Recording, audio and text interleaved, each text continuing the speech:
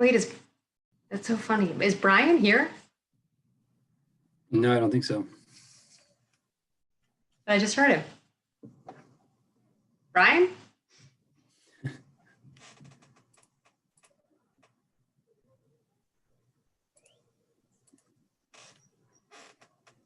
Okay.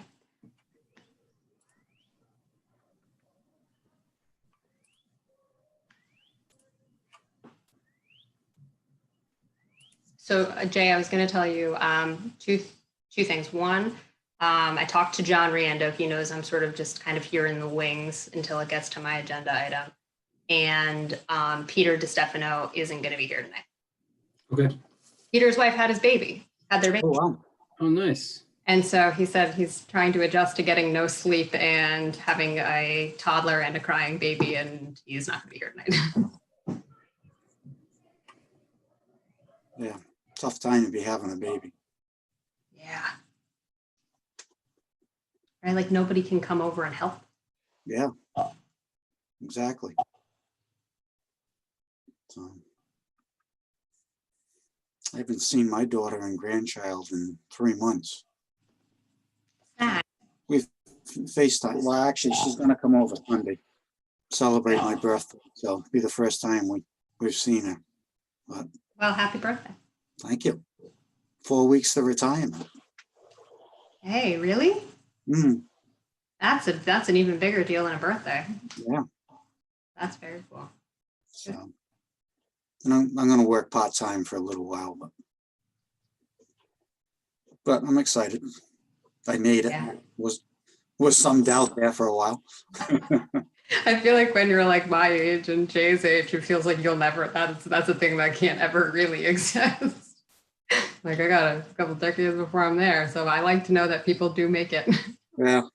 Well, I was a little disappointed with this. Stock market took that big dive. Just, it's about, I'm down about 20%. That hurts a little, but You're like, it's coming "Come on, back. the timing on this is terrible."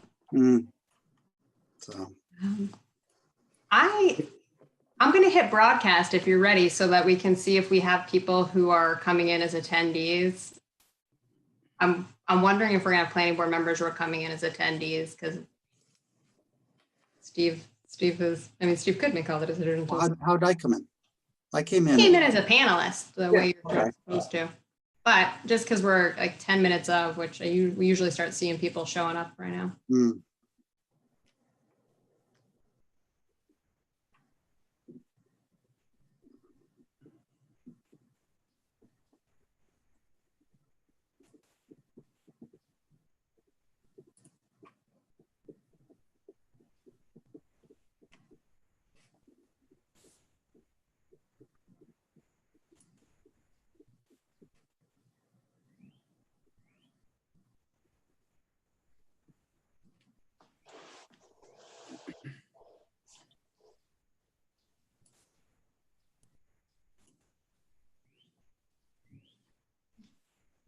Jay, when we kick off, do you want to give the announcement about when we get to public comment, how to raise your hand or use *9 or *6 if you're on the phone? Yep. *6 is to mute, correct? Yes, *6 unmutes, *9 raises your hand so you know to be unmuted. Yeah, I just read that. I just looked. So you had to cheat too. Yep, I can never remember the 6 Me and 9 in my mind. They might as well be the same. Hey, ladies.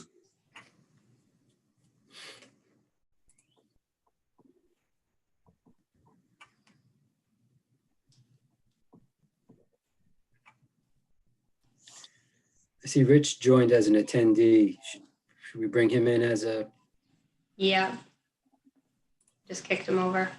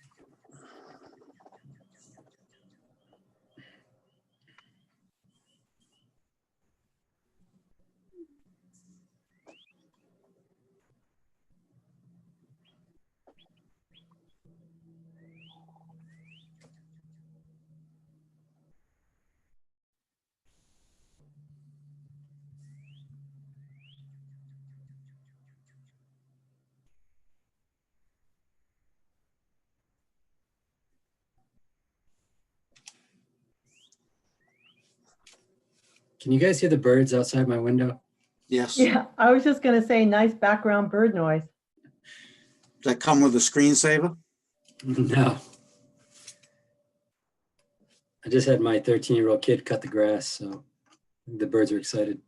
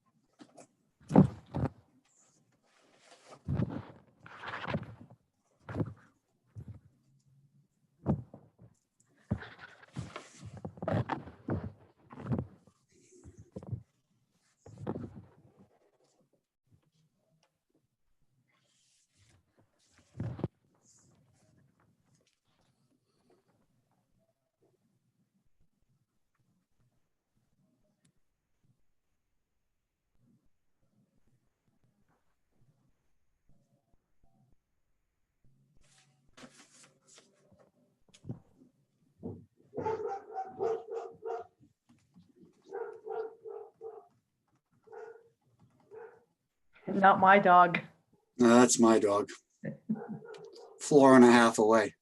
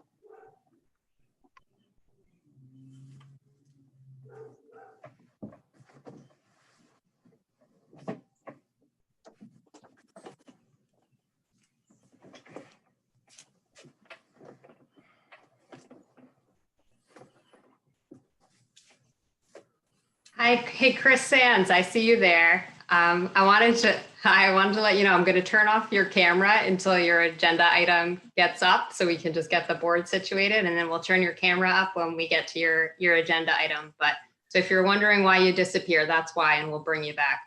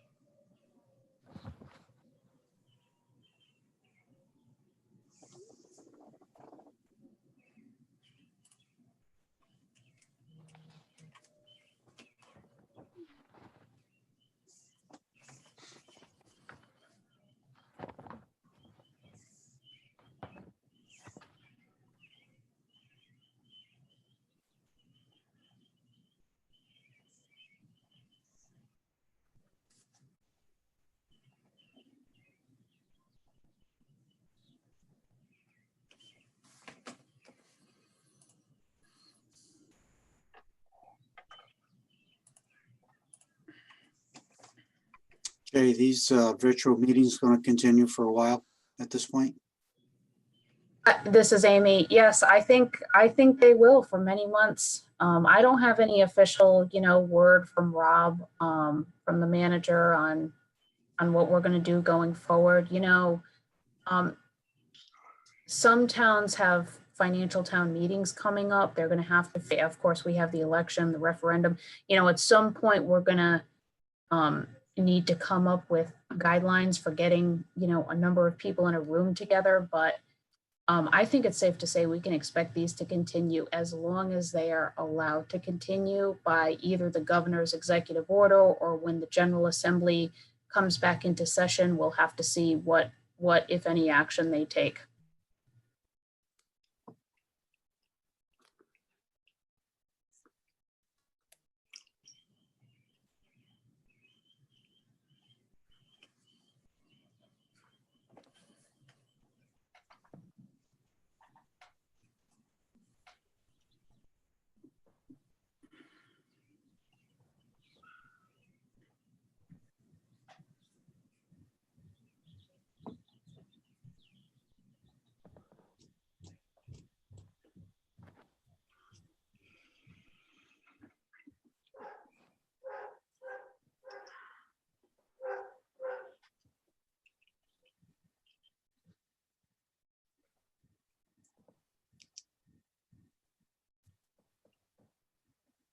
Good evening, everyone. Kayla, can you hear me? Good evening, Steve. Wait, Steve, yes, we can. Wanted to make sure I wasn't muted. All right, I'm unmuted as well. All right. Okay.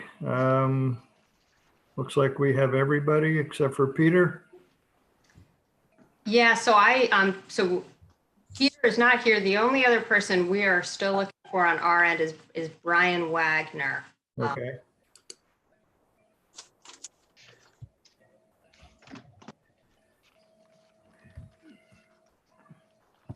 Okay. Pam cannot speak. Let's see what's going on with Pam, who cannot speak. Oh, Pam, you're dialed in on a phone number, and the last 3 digits of your phone number are 167, thumb up, or is it 504? 504. 0054. I think this is you. Let's. Yes.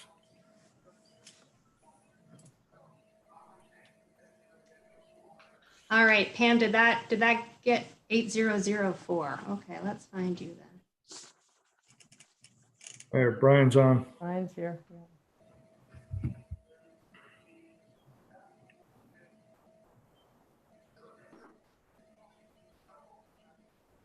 Pam, if you try and speak now, can we hear you? No, No. can't hear you.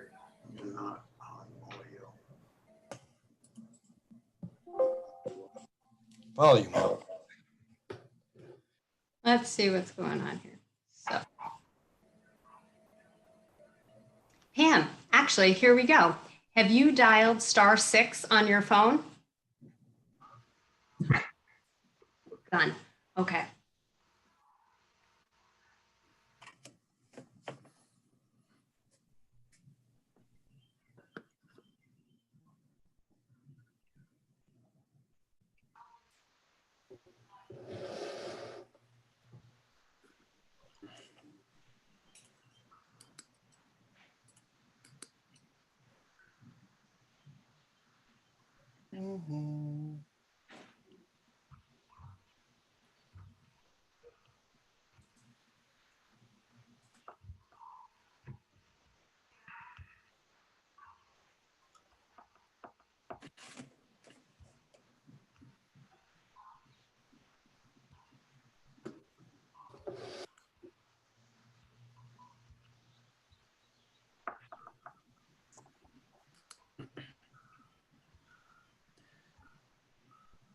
I'm going to unmute Ellen Borden. She's got her hand up. Ellen, did you have a question? Looks like you're muted.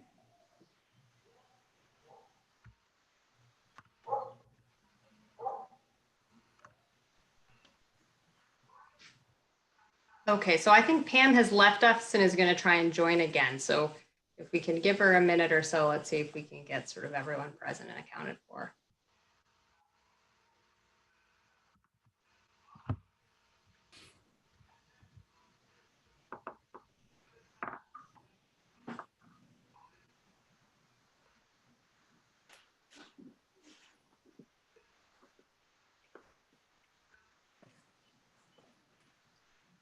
There she is.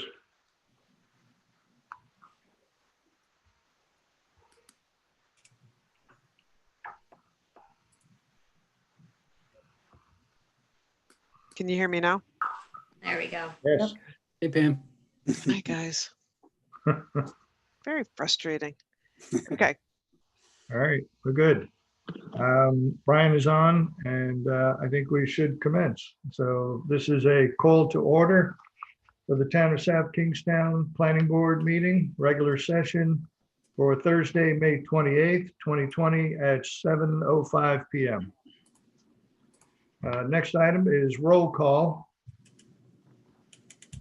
And so I'm looking to Pam Rubinoff. okay. I will do the roll call, John. Go ahead. Well, Okay, John Riondo, here. Maria Mack, Here. Steve Demasi, Here, Elise Torello, Elise, you're mute. Yeah, There you I'm trying to find the right spot to, I'm here. Joseph Murphy. Here. Peter DiStefano.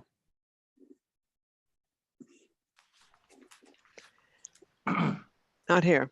And Pam Rubinoff here. Great. Okay, so we have item C on the agenda after we just did roll call is the consent agenda. We have the approval of minutes dated April 14th, 2020 for our work session. We also have the April 30th, 2020 regular session minutes. And we have several items. Items G, reports and special items. Number 1, H, report of administrative officer. And those are the CA items. Any comment, anything anybody would like to pull, or I'll accept a motion to approve.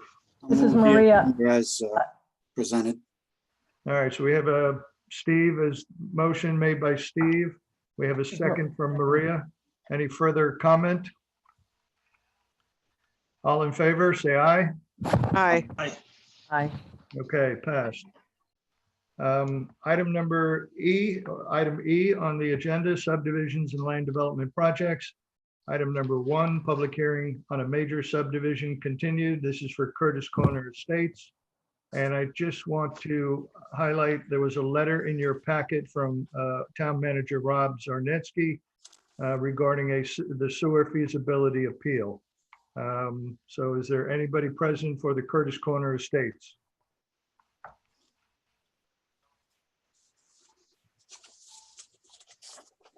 Yes, I'm present, John D'Agostino, the landowner. Okay, Joelle Rocha, attorney for the owner. great. Okay, who would like to proceed? I'll proceed. Can you hear me? Yes, Okay. Yeah. We're here tonight before you for combined master and preliminary review. This is a 3-lot subdivision, excuse me, located at Assessors Plat 47-2, Lot 32, comprising 3.42 acres in an R30 zone.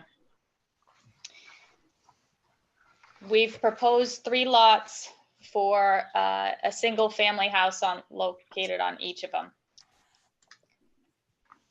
I'm getting an echo, so let me try. Can you still hear me? yes, Yes.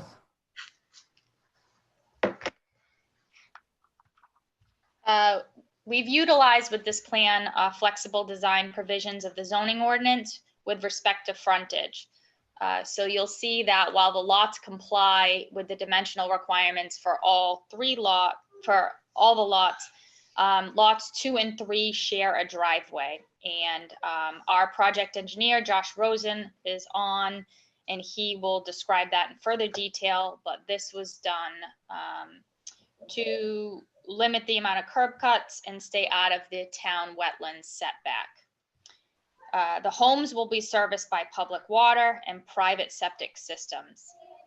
As noted by the chair, the initial staff report and draft decision states that connection to public sewer is required. That was the finding of the DPS director. After an appeal, and as noted in the packet tonight, is the decision of the town manager reversing that, and these houses are allowed on-site wastewater treatment systems. Also, hopefully in your packet, if not, we can share to the screen, there are DEM permits for septic system approvals for each lot as to the design and the location of those systems. Your staff has done a very thorough job detailing this, including the timeline. Just for the record, I'll put on some of the time, some of the key dates here. This application appeared before you in November for pre-application review, which at that point, the board voted to combine master and preliminary. The combined application was submitted on January 30th, 2020. And the was certified complete on February 14th. Originally, the deadline for the decision was May 14th, 2020, but last month, as part of the continuance I requested, we extended that date through the end of this month. The project engineer and my client appeared before the TRC on February 12th, 2020, as noted in the staff memo. We've reviewed the staff report and are aware of the recommended conditions of approval. The only comments we have are to 2 of them. Number 2, as just discussed, we're no longer required to connect to the town sewer system. And number 6 references a state PAP, which I think might be a typo, as Curtis Corner Road is an estate road. At this point, I'm sure you've heard enough from me. I will turn it over to Mr. Rosen to describe the design of this project. Thank you, Ms. Rocha. Thank you, Joelle. Good evening, Mr. Chair, members of the board. For the record, Josh Rosen, project engineer on this application with Principi Engineering Office at 27 Secundit Ridge Drive in Tiverton. As summarized nicely by Ms. Rocha, the project did come before you at the pre-application stage, I think back in December. And the plan as presented is fairly similar to that. We obviously, we had the 3.5 acre parcel. The intent from the very beginning was to utilize the flexible frontage for lots 2 and 3 to have that 3-lot subdivision. Every single one of the zoning requirements are met. The frontage that relief that's requested obviously is therefore on lot number 2 and number 3. I'm sorry, lot number 1 and number 2. Those 2 out of 3 lots have less than the required frontage, as mentioned. From the time of pre-application, we proceeded through the process of DEM, getting permits for all 3 subdivision lots for OWTS. In addition, we made a filing to the DEM Freshwater Wetlands Program for lot number 3, based on the presence of the forested wetland on the southeastern corner of the property. They actually came back with a letter of non-jurisdiction indicating that based on the site work proposed and the limited disturbance for that particular lot, that in fact no permit was required from the department. We did submit the requisite sewer feasibility study as discussed in favor of OWTS's. That eventually, the original decision was overturned, and we now have a finding that we can adequately support OWTSs for all 3 of the lots. There is public water available already in Curtis Corner Road, so the 3 frontage lots will just tie into the water system that is owned by Suez Water. Basically, aside from that, like I said, the lot layout is supported by the yield plan, the same yield plan that we presented back at pre-application. We also offered originally to share the driveway access for lot 2 and 3, as was previously discussed, and that has not changed in this application. There will be a shared access easement to accommodate that particular access and egress. Other than that, the plan is pretty straightforward. If it weren't for the flexible design guidelines, this would be a pretty standard minor subdivision of the 3 lots. So I can certainly answer any questions. As Ms. Rocha stated, John D'Agostino, the owner, is also on this meeting if there are any questions of him as well. Thank you, Mr. Rosen. Any questions from board members? I have one. Josh, in regards to the conditions of approval, that item number 6, the physical alteration permit from DOT, you don't need that, but will you need permits from the town for those curb cuts? That's correct, Steve. I believe simply maybe that condition should read that the town physical alteration permit should be received for the shared driveway and for the driveway on lot 1. I think it's just the fact that it referenced the state when it's not a state road. So Okay. We're aware that that physical alteration process is through the town as well. Okay. We also wanted to maybe point out, and I know it's pretty clear, in the original decision that's presented here in the staff report or the decision, it references conceptual master plan approval. If that's the way that the board goes, I would say that we just want to clarify that we are seeking combined master and preliminary plan approval, as was noted at pre-application and approved by your board at that time. Excuse me, Josh. Could you just, I don't know, Josh or one of our staff could just give us a very quick summary of why the town at first had said that an OWTS could not be approved, and then it got switched and DEM did give the permits. Can you just share with us if there's any key things that changed that decision? I can just give a brief, I mean, not to get so far in the weeds with it, but I will say, number one, we anticipated going forward with the septic systems from the beginning. We actually had the requisite septic approvals on each of the 3 lots from DEM when we prepared the sewer feasibility study. So that's just one point. As you know, that's required, the feasibility study, when we're in the future sewer service area.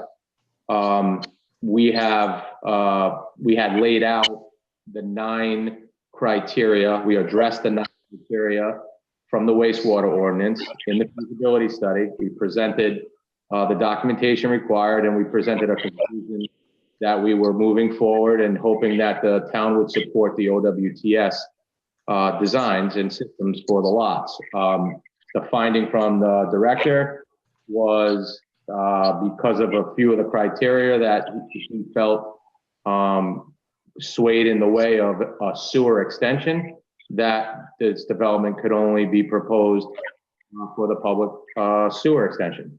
And that's at which time we sort of provided additional material and documentation to the town manager in the form of the appeal that really focused on the economic feasibility, or the fact that the project would not be able to move forward. In other words, economic unfeasibility, let's say, of extending a sewer line, what would be for 700 feet to support 3 frontage lots and the fact that there was probably a pump station required because of the elevations of the existing system. When the manager reviewed our responses, again, I think primarily because of the cost to run those sewers and the fact that it would render this project, unable to move forward as it stands. I think that was a primary factor, but there were certainly some other factors in there that we felt supported the septic system. So in a nutshell, that's kind of a start to finish on how that process went. I hope that helps. Thanks, Josh. This is Maria. I just wanted to mention that we have had this discussion recently in work sessions, and it's noteworthy that there may be instances in which what is essentially a minor subdivision, although it may be in the future sewer service area, that may be up for some modifications going forward. Thank you. Any additional comments? Elise? Elise here. There was some mention of potentially having all three homes share a driveway. Is that still a possibility, or is there some reason why all three lots cannot share a driveway and just have one curb cut on Curtis Corner Road? There were a couple reasons we did hear that comment at the technical review committee. I can maybe let Mr. D'Agostino speak to his vision for the property and the lots specifically, but from an engineering standpoint, there's not necessarily something specific, although the layout of the septics and the home sites in that area are sort of best suited to have a bit of separation for that first lot. Typically, we'll see from the standpoint of the build out, sharing a driveway between two properties is doable. And it can make sense, obviously, in a situation like this. When we add like a third shared piece of this, going forward, it kind of tends to muddy the waters a little more than what's advantageous at the current time when we talk about curb cuts. So, but I'll let Mr. D'Agostino kind of speak to what he has in mind going forward, and maybe that would also shed some light on that topic. John, are you still on? Yes, I'm still on. Can you hear me? Yes. Yes, I believe that came up in the original meeting, and we kind of compromised and said, okay, we'll have one lot with its own entrance, and then the other two will share one. And at that time, I can't remember if it was the board or the TRC meeting. That was kind of what we had come up with, so we just moved forward with that at that point. I will add from a legal standpoint, it's one thing to have a shared driveway with two homeowners. When you get into the three and maintenance agreements and so on and so forth, it can get a little hairy. So that's just kind of on that. Okay, thank you. Any additional questions to either the applicant, Ms. Rocha, or Mr. Rosen?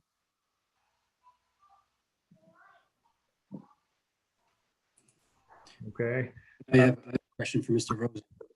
go ahead, Jay. Josh, are any of the proposed septic components within the 150-foot buffer to the wetland? The actual leach fields, all three of the leach field systems are outside of the 150-foot from wetland.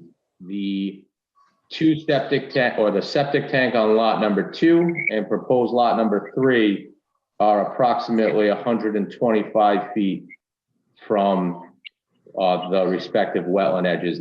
Those two septic tanks and their associated pipes are the only items that are within 150 feet, but the leach fields are outside of. Okay, I was just confirming that the section 504.1 of the zoning ordinance speaks to disposal trenches and disposal beds and other facilities designed to leach waste into the soil. It sounds like the tanks themselves would not be subject to that.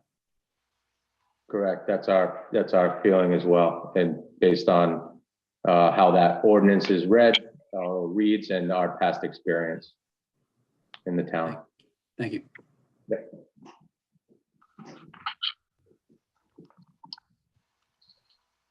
Anyone else? Jay, since you spoke last, I'm just looking, I don't see anybody with their hand up, but if there are any public members that would like to address this application, please indicate that. If you're on this call or this Zoom meeting, you can raise your hand by clicking on that, prompting that next to your name.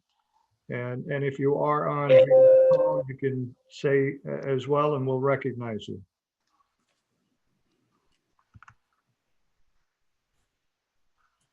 And if anyone's joining by phone, you can press *9 to raise your hand.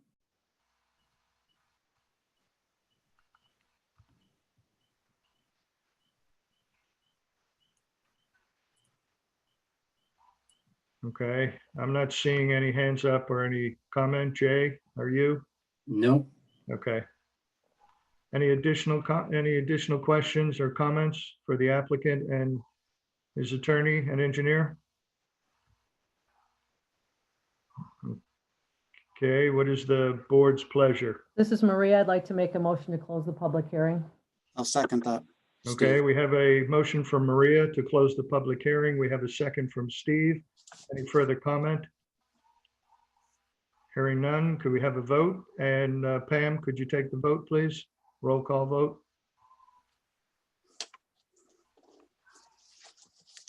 You're muted.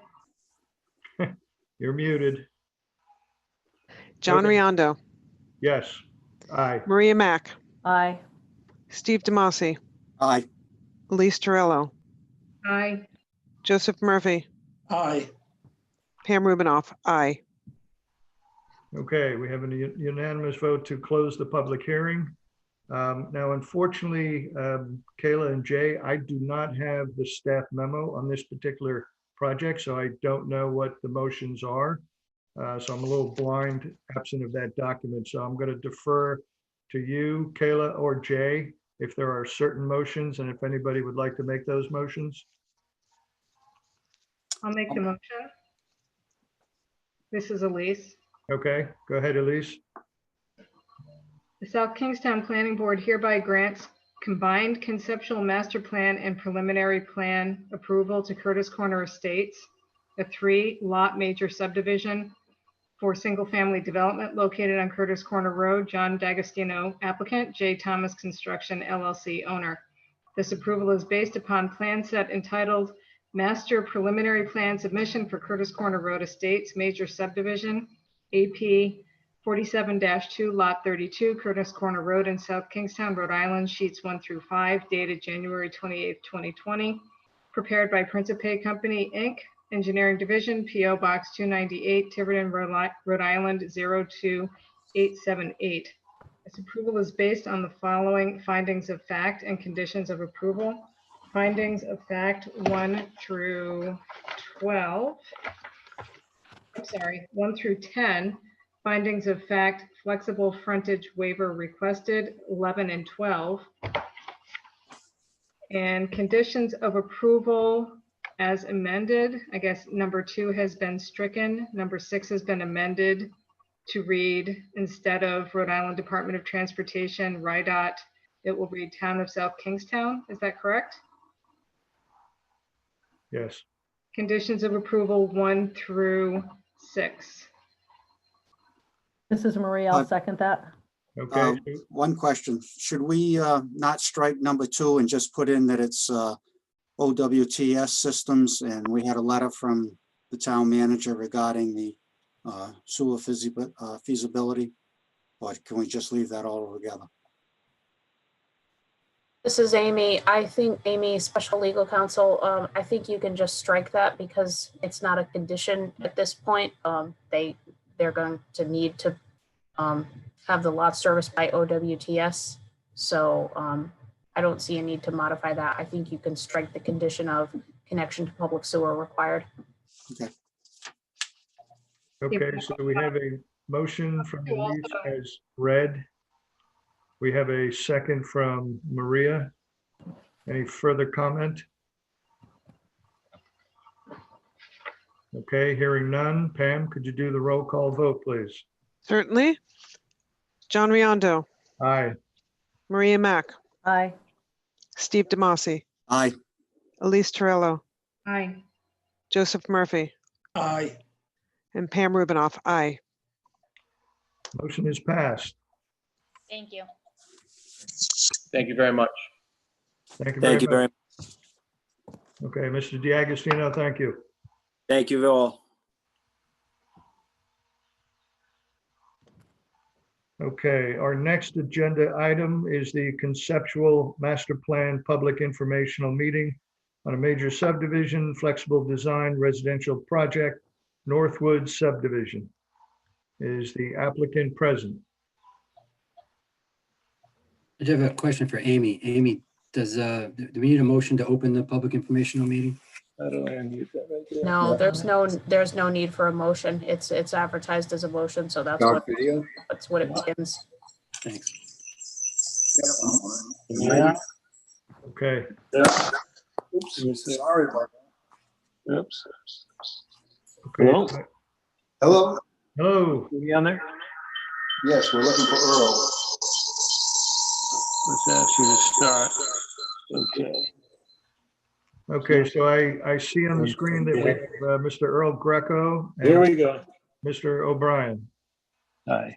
Hello. Hello, everybody. Okay, who would like to proceed? I will. We're proposing a 14 lot Could major you just, for the subdivision. record, just state who you are, please? My name is Earl Greco with True North Land Company. Thank you.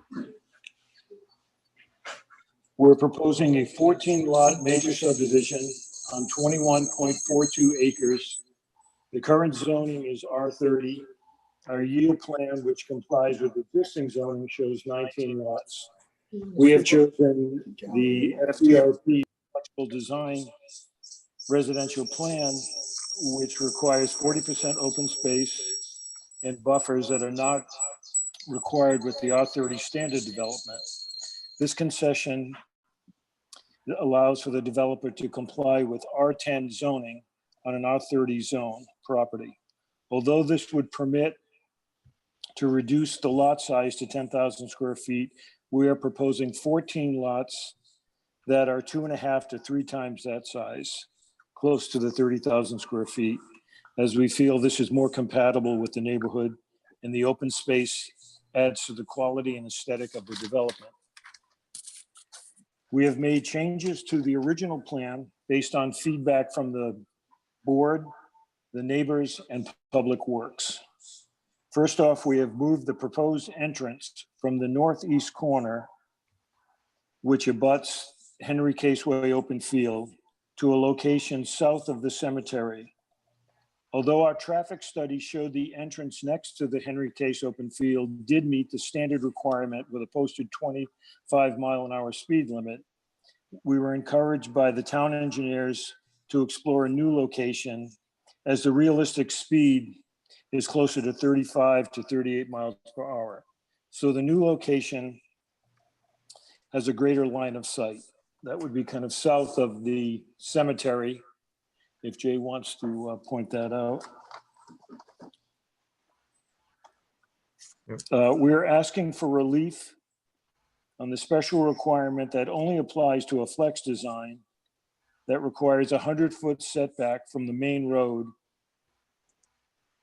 We ask that the board consider that we have chosen a low-density design with only 3 market rate lots adjacent to South Road, each with over 29,000 square feet. In the LMI lot, a distance of 641 feet, there would only be 4 lots with that distance.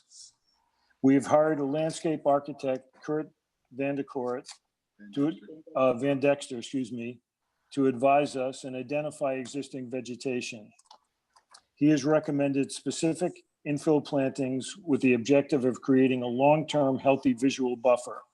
Also, in Kurt's evaluation, he has provided us with elevation drawings, which you have, which shows the existing stone wall and higher topo, which also serves as a visual buffer. If there are any questions, I'd be happy to try to answer them. Okay, thank you, Mr. Greco. Any questions from the board or the staff? I don't have any questions, but I have some comments. Yeah, go ahead, Steve. At pre-app, I know myself and I think several other board members mentioned that we had some concerns with the reduction of the buffers along South Road and along the north side of the property. So, you know, we come back to this now after the pre-app and they're still looking for the reduced buffers. So that We did increase the buffer on the north side, Okay. but abutting Henry Case Way. to how many feet? I think our first proposal was either 25 or 30, and we increased that to 50 feet. Okay. But, you know, in laying out this property and designing this under a flex design, you know, you've kind of stuck to a conventional plan. You haven't reduced lot sizes, which you typically see with a flexible design. It seems that, to me, that you're more concerned with maintaining your R30 residential zoning than laying out a good flexible design. You've been able to reduce your road structure, so you're saving some money there. But, you know, and the other thing is you look at significant features of the property.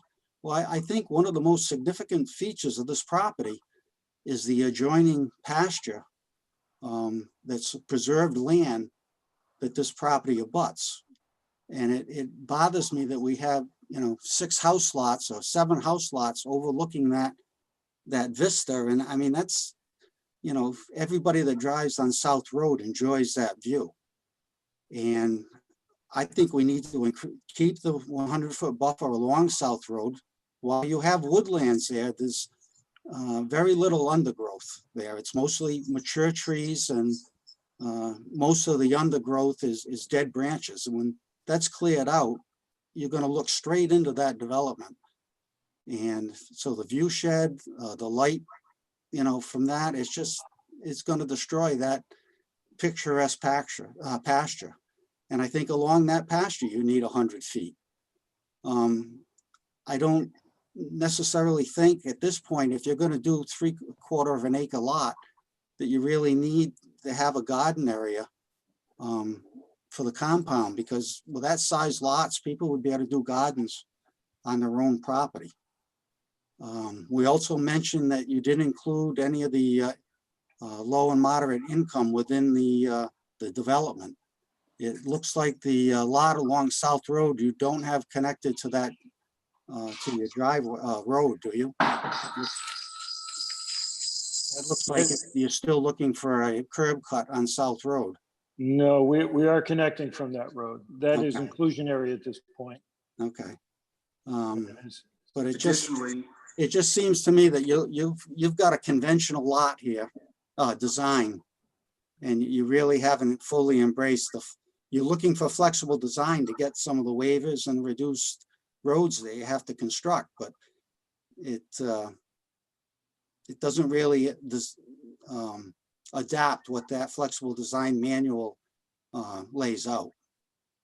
Stephen, may I interject? That's pretty much what I had to say. This is Maria. Oh, go ahead. Hang on one second, just to Mr. O'Brien, you had a comment that you wanted to make a Yes, I statement? do. To the recommendations of our landscape architect addressing the infill plantings, we have specific recommendations to increase and enhance that buffer.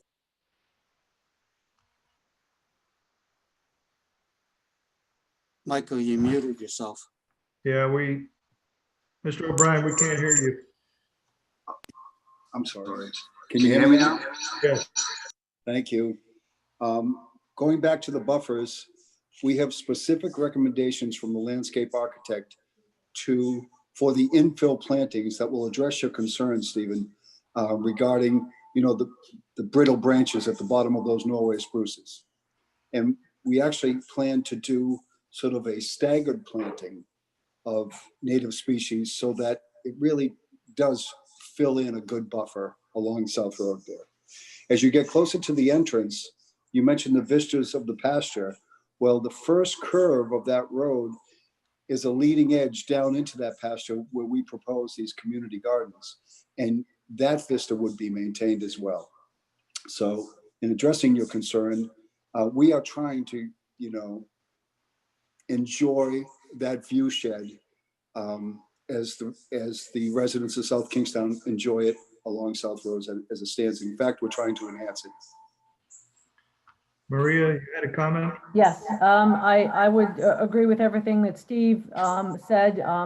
Going back to the pre-application stage of review, I believe that it was made very clear to the applicant that the board had concerns about the buffer.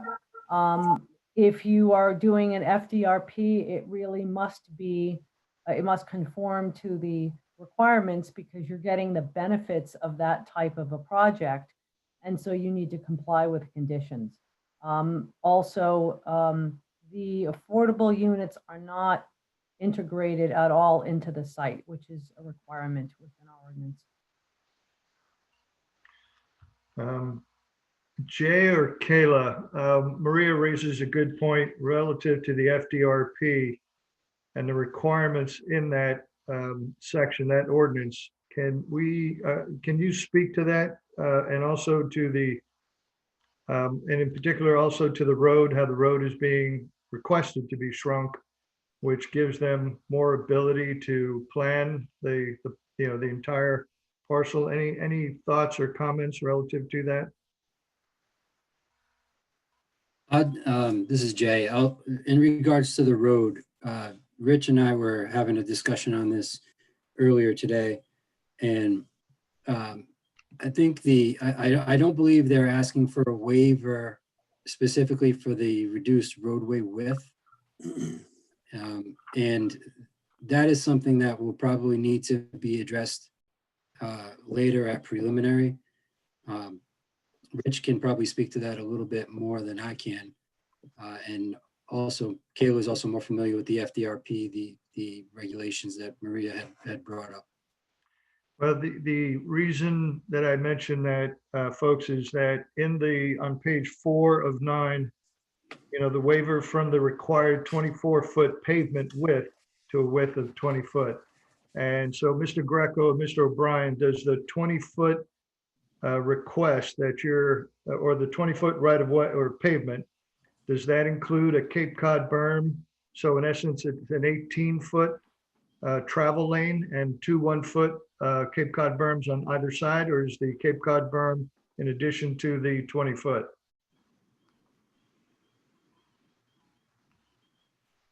You're muted, Mr. Greco. Can't hear you.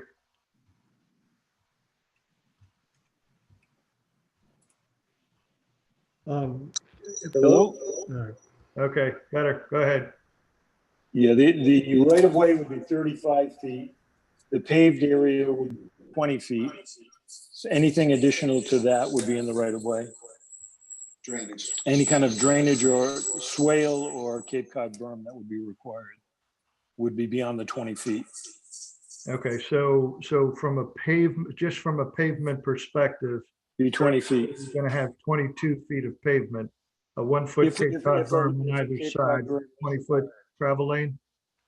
No, you know what, I'm gonna, if you look at the section that's drawn on, I'm not sure, it might even be on the page that's up there towards the bottom, but there is no, I don't believe there's a Cape Cod berm because what they're There's no doing Cape is, Cod berm on there.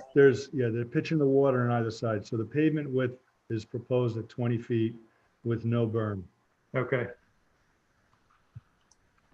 But accommodated by drainage swales.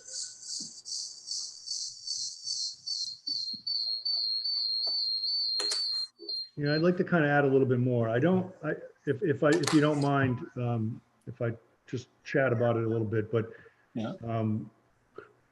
I don't quite understand if it's a waiver on specific road widths, or is it a waiver on the classification of what the road is? Because the way we've got our regulations is that certain roads have certain requirements with respect to right-of-way and pavement width. And in this case, this road, because we don't have a private road classification, we look at the public road classification. Jay and I talked about this earlier today, but this would classify as a local street B. And in that case, it would require, because it has to do with the number of lots. So it's a dead end going to a certain number of lots. I believe it's 11 to 20 or greater than 11 or something like that. But this falls into that category. It requires a 50-foot right of way, and it requires a 24-foot pavement. The 24-foot would include a berm, Cape Cod berm. So it would be a foot on either side. So really the drivable area, the drivable width would be, you know, effectively 22 feet. You know, in this case, it's almost as though they're asking for a waiver to be put into a different category.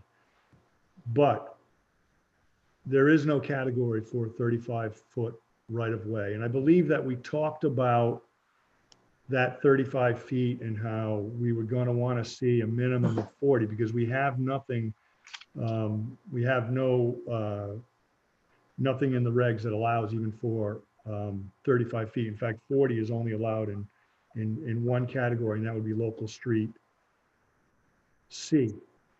Local street C would be a 40-foot right of way and a 22-foot paved roadway, 22 feet, including a Cape Cod berm on either side. So it would really be a 20-foot travel lane. In this case, I think it kind of falls into that category.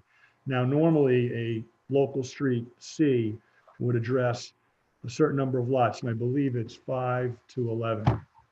Maybe it's 5 to 11, something along those lines. So up to 11 lots. So in this case, the waiver is kind of bumping it down a street category rather than a waiver on a specific width or even right-of-way width. So I just wanted to make that point. And I'm not sure, maybe it's a question for Amy, or I'm not quite sure how it works, but it seems to me that it changes the category rather than changes the specific road width, because without a category, we have no road width. Amy, any thoughts? Or right of way for that. This is Amy. I need to take a further look at the definition of width, if that term is defined within the subregs. Okay. And Amy, as you do that also, obviously the pavement width is also another issue. So it's not only the right of way, the width of the right of way, but also the pavement. Okay, let me look into that. Okay, thank you. Yes. Raise your hand, you push the plus button. Say again, Mr. Greco, Mr. O'Brien, any comment? No, I think we had discussed it initially with an 18-foot roadway, and we increased it to the 20-foot paved area. We've done other subdivisions in South Kingston with narrow roads, and we find that the traffic actually slows down with the narrower road. It almost seems safer, but I don't know. And I think I had that discussion with Rich at one point. We did, and I thought I think that the 22, that's again in that category C, I believe the 22-foot accounts for a berm in this case. And when these regs were written, drainage was treated a little differently. Now we want to see the roadway swales, and we want to see the water quality structure, fewer large point source discharges, and smaller treatments along the way prior to getting to, you know, bigger detention ponds and things like that. We want to see those types of treatments. So to say 22 feet with 2 1-foot berms, to me, is the same as saying a 20-foot roadway. Right. But we also talked about the right of way, and I thought I was pretty specific about, we're not going to want anything less than 40. In fact, the DPW, the DPS director wants to see 50. But we'll compromise at 40, particularly because you don't have sewers here. Okay. But if you had sewers, it's just that we're always thinking down the line. There's another I understand. utility that, the utility comes in, and they all want separations, and they all want to be in the road. And, Yep. it just the 40 feet, is Sure. really a bare minimum. Makes sense. It makes sense. I get it. So Also, while we're on Richard- discussion of the pavement and the width and the definition of road, classification of road, as you pointed out, Rich, the other comment that I had, and I was trying to understand, it was the fact that there was also Union Fire District was suggesting that the road hydrants would be maintained by the homeowners association or the owner of the property. And also there was the school bus issue, and I think I read comments relative to that the school buses will not travel down a private road. And I just wanted to see if it was just the fact that it's private, or was it the width pavement having any issue relative to why a school bus would not travel down the road? And so that's probably not a question to you, Mr. Greco, Mr. O'Brien, but more to staff and also to Amy. Mr. Chair, I can answer that. It's a private school buses. The school service will not go down a private roadway. I think we had that issue recently with an application a few months ago. There was a suggestion at TRC that Michael, can you look at that plan and see if it shows where the school bus seating would be? Could we do Mr. that? Greco, Mr. O'Brien, because you guys are in the same room, we're getting quite a bit of feedback. So I'm the one who's muting this. Is that better? It's still a little bit, but Sorry. it's okay. We were fighting for mute control there for a second, and Yeah. school bus service will not occur on a private roadway. And TRC, there was a discussion about possibly putting a structure near the road for pickup of any students, but I don't believe that materialized into the plans. Yeah, what we're planning to do, if this worked, would be at the first curve, as you enter the property, we would put a bench there and some seating for school bus kids, and that would overlook the community gardens also. That'd be an area that would be possibly for, people to bring the children there and wait for the school bus at that corner. That gives them a clear view of South Road. How far from the road would that be? I would say about 60 feet. Yeah, maybe 60 feet. That might be kind of far back for a bus driver to observe them, and then usually they're a little closer to the road. We could do that at the entrance also. Yeah, but and that, again, if it's a private road and the children have to walk to that bus stop, 18 feet might be a little kind of tight. Yeah. To have Rich, if we were pedestrian to traffic increase- on the road plus cars. I got you. If we were to increase the right of way to 40 feet, and then the paved area at 20 or 22, if Cape Cod were required, would that be acceptable? Well, Cape Cod, the berm is not required. It's the 22 feet. And again, I don't have a problem, and it's not necessarily up to me, but I don't have a problem embracing a 20-foot paved width if you're going to discharge water volume to swales along the side of the road. Right. I don't have a problem with that. But like I said, it's difficult. I will not embrace 35-foot right of way, 40-foot. Then if we maintain the 20-foot paved area and increase the right of way to 40 feet, would that be acceptable to Public Works? Well, I think that's what I'm saying, right? I mean, yeah. More room for the stuff in the road. more room for the stuff in the road. Stuff or utilities, yeah. Yeah. Also, But I don't know if that doesn't address, I think, what's the bus issue? Have we resolved that or? No, we haven't. It's just discussion, and I agree with Steve. And it sounds like the applicant's willing to pull that back from 60 feet from the from South Road to closer to South Road. And I think that would be critical because that means the bus is on South Road for quite a while. And I would Yeah. imagine, well, again, we don't know how many kids would be arriving, but even if it's one or two, they're still hiking 60 feet to get to the bus stop and then getting on the bus, and then the bus, by the time the bus monitor does his or her thing, get on the bus, that bus is sitting on the road for quite a while. And backing up traffic. I get you. sure. I'd like to make a comment about the category B or category C you referred to, Richard. And you may notice on the plan that we've got a couple of shared driveways that lessen the impact on the main road that service a total of 2, 4, 6 lots. So that reduces the overall demand on the main artery.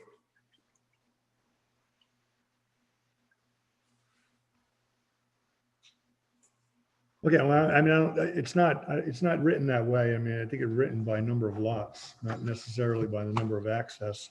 But what I'm saying is that going with that category C, I don't have a problem with that. What I'm saying is that the waiver is with respect to the category, and I don't know that it has to do with specific widths. That's Okay, all I'm so- suggesting. So I think that issue is going to be resolved by Amy, or at least she's going to provide some guidance after she does Yes, a read of those definitions. And then- yes. And I have reviewed that provision of the subdivision regulations. The subdivision regulation sets forth various categories of street classification. And these are definitional in nature. So for instance, local public category B, and I think this is what we're talking about, correct? Local public B or local public C. So local public B is defined as a long permanent dead end or through street providing direct access to 11 to 20 lots. Local public C is a short dead end or through street providing direct access to no more than 10 lots.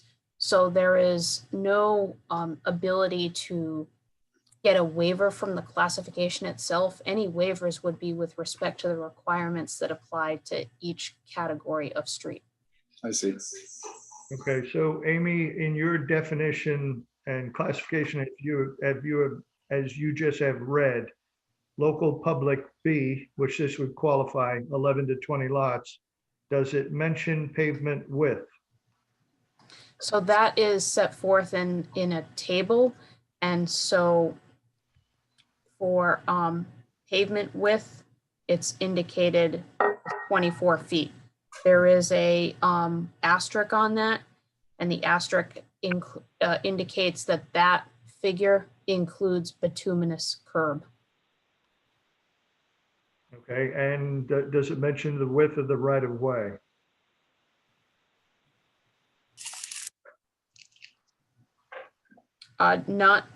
There's nothing in that section. This is just the street design requirements. There is, excuse me, in Oh, that I'm in that sorry. same Yes, table, yeah. Yes, right at the top, right at the top. Right of way width for category B is 50 feet.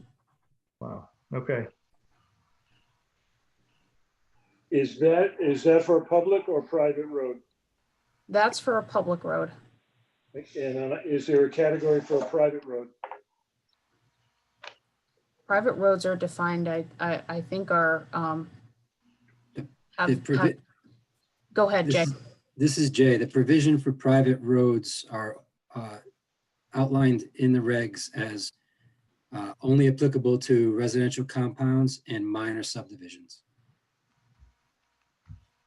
if anybody wants to follow along, the subdivision regulations are linked on South Kingstown's website. You need to navigate to the planning department. The PDF is a lengthy PDF. It is word searchable with help, which helps. And the page that I'm looking on is PDF page 113 of 254. It's Article 13, Table 1, Guide to Designing Streets within a Subdivision. And I'm sorry, that's actually page 112 is where the table starts. I have it open up on my computer. I can share the screen if it would be helpful. That would help.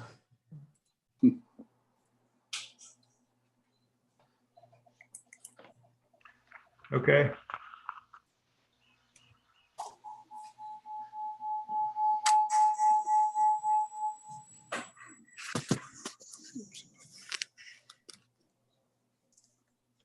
So Amy, looking at this table and acknowledging that private roadways are, as Jay indicated, either identified as a residential compound or a minor subdivision, can you give us any guidance on this particular application as it is a major subdivision?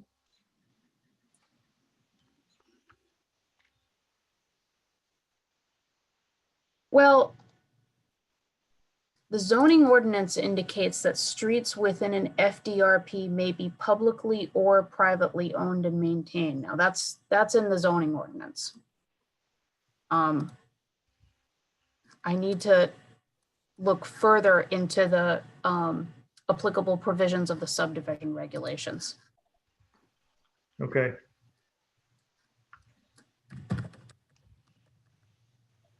All right, I think we've exhausted that discussion, and there's work to be done relative to that classification of street, right-of-way width, pavement width. Also, we talked about the bus access, the bench that you're proposing, Mr. Greco, bringing that or some kind of protective enclosure, a small, whatever, but bringing that closer to South Road. Yeah. Is there any other comments from the board? I Yeah, go ahead, Amy. Thank you, and I'm sorry I didn't have this answer at my fingertips a minute ago, but I'm looking now at the subdivision regulations, and I'm going to skip the citation, but the relevant provision regarding streets within an FDRP, it mirrors the language of the zoning ordinance with a bit more detail. It indicates that the streets within an FDRP may be publicly or privately owned and maintained and shall conform to the standards of the street design standards. Street shall be designed to conform with the standards of the town where the street is or may be ultimately intended for dedication and acceptance by the town. In other words, where it's public, they shall be designed to conform with town standards. In my reading, that doesn't bar waivers, right? I don't think anyone is barred from seeking a waiver of the provisions, assuming that they can meet the standard for granting such a waiver. The last sentence in that paragraph reads, private streets shall be adequate for the intended use and vehicular traffic and shall be maintained by an association of unit owners or such other means or entity as may be approved by the planning board. To me, the first clause of that last sentence, that private streets shall be adequate for the intended use and vehicular traffic, means that if it's private, I'm not quite sure how we'd apply that table on street design, given that it would not be intended to be a public street. There may be some room there to approve a private street that does not meet the standards that would apply to a public roadway. But I do want to research this a little bit further before providing a final answer on this question. Okay. So I think while you do that, and I don't expect that to happen tonight, Amy, at all. So don't worry about that. But by the same token, it may require, and I'm looking at Mr. Greco here and Mr. O'Brien, that we probably, and I heard Rich's comments, what he was suggesting. But again, the bigger issue is is following the rules. The subdivision points back, even though the FDRP is defined within the subdivision, it points back to this table. So I think we need to work that out a little bit at the next TRC would be my suggestion. And by that point, at that time, Amy will have done her research a little bit and can provide and can opine on that issue a little bit better. Yes, I'll be prepared to do so. Great. John, if possible, I'd like to have a discussion on the LMI portion of this project. Okay. I'd like to. Joe, I'd like to ask the- Joe, just hang on for 1 second. So Sure. we're going to bring it right back to you. Any other questions relative to this subject, the right-of-way, the pavement, the bus? Yes, Kayla Gray. Hi, okay, so I wanted to make a comment, and it's actually probably going to be one that might segue to Joe, at least as so far as it starts to tie into the inclusionary. When we were looking at the plan together, and it was up before, I was thinking about the interplay between the LMI housing lot just after the proposed road and the idea of the bus stop. And I was noticing that I see that you've worked to keep portions of the buffer at a width along your market rate units of your FDRP, but I also notice that the buffer is completely gone from your LMI lot. And I'm wondering if there is a way, it looks to me like there's space to adjust the boundaries of your LMI lot by moving it in a westerly direction, perhaps to be a little further in on the site, putting a little bit of buffer in between the LMI unit and South Road, particularly given that the LMI unit is going to be a smaller one, is probably going to be more impactful on South Road visually, that you might actually be able to put a little bit of buffer space in there where you could fit a school bus refuge for children as well. That might help you find that LMI unit be a little bit more closely integrated with your market rate units and give you a space for that bus shelter, just as something to consider. Good. Okay. It is very close to the church property at that particular back western property line, but we could move it as close as we can.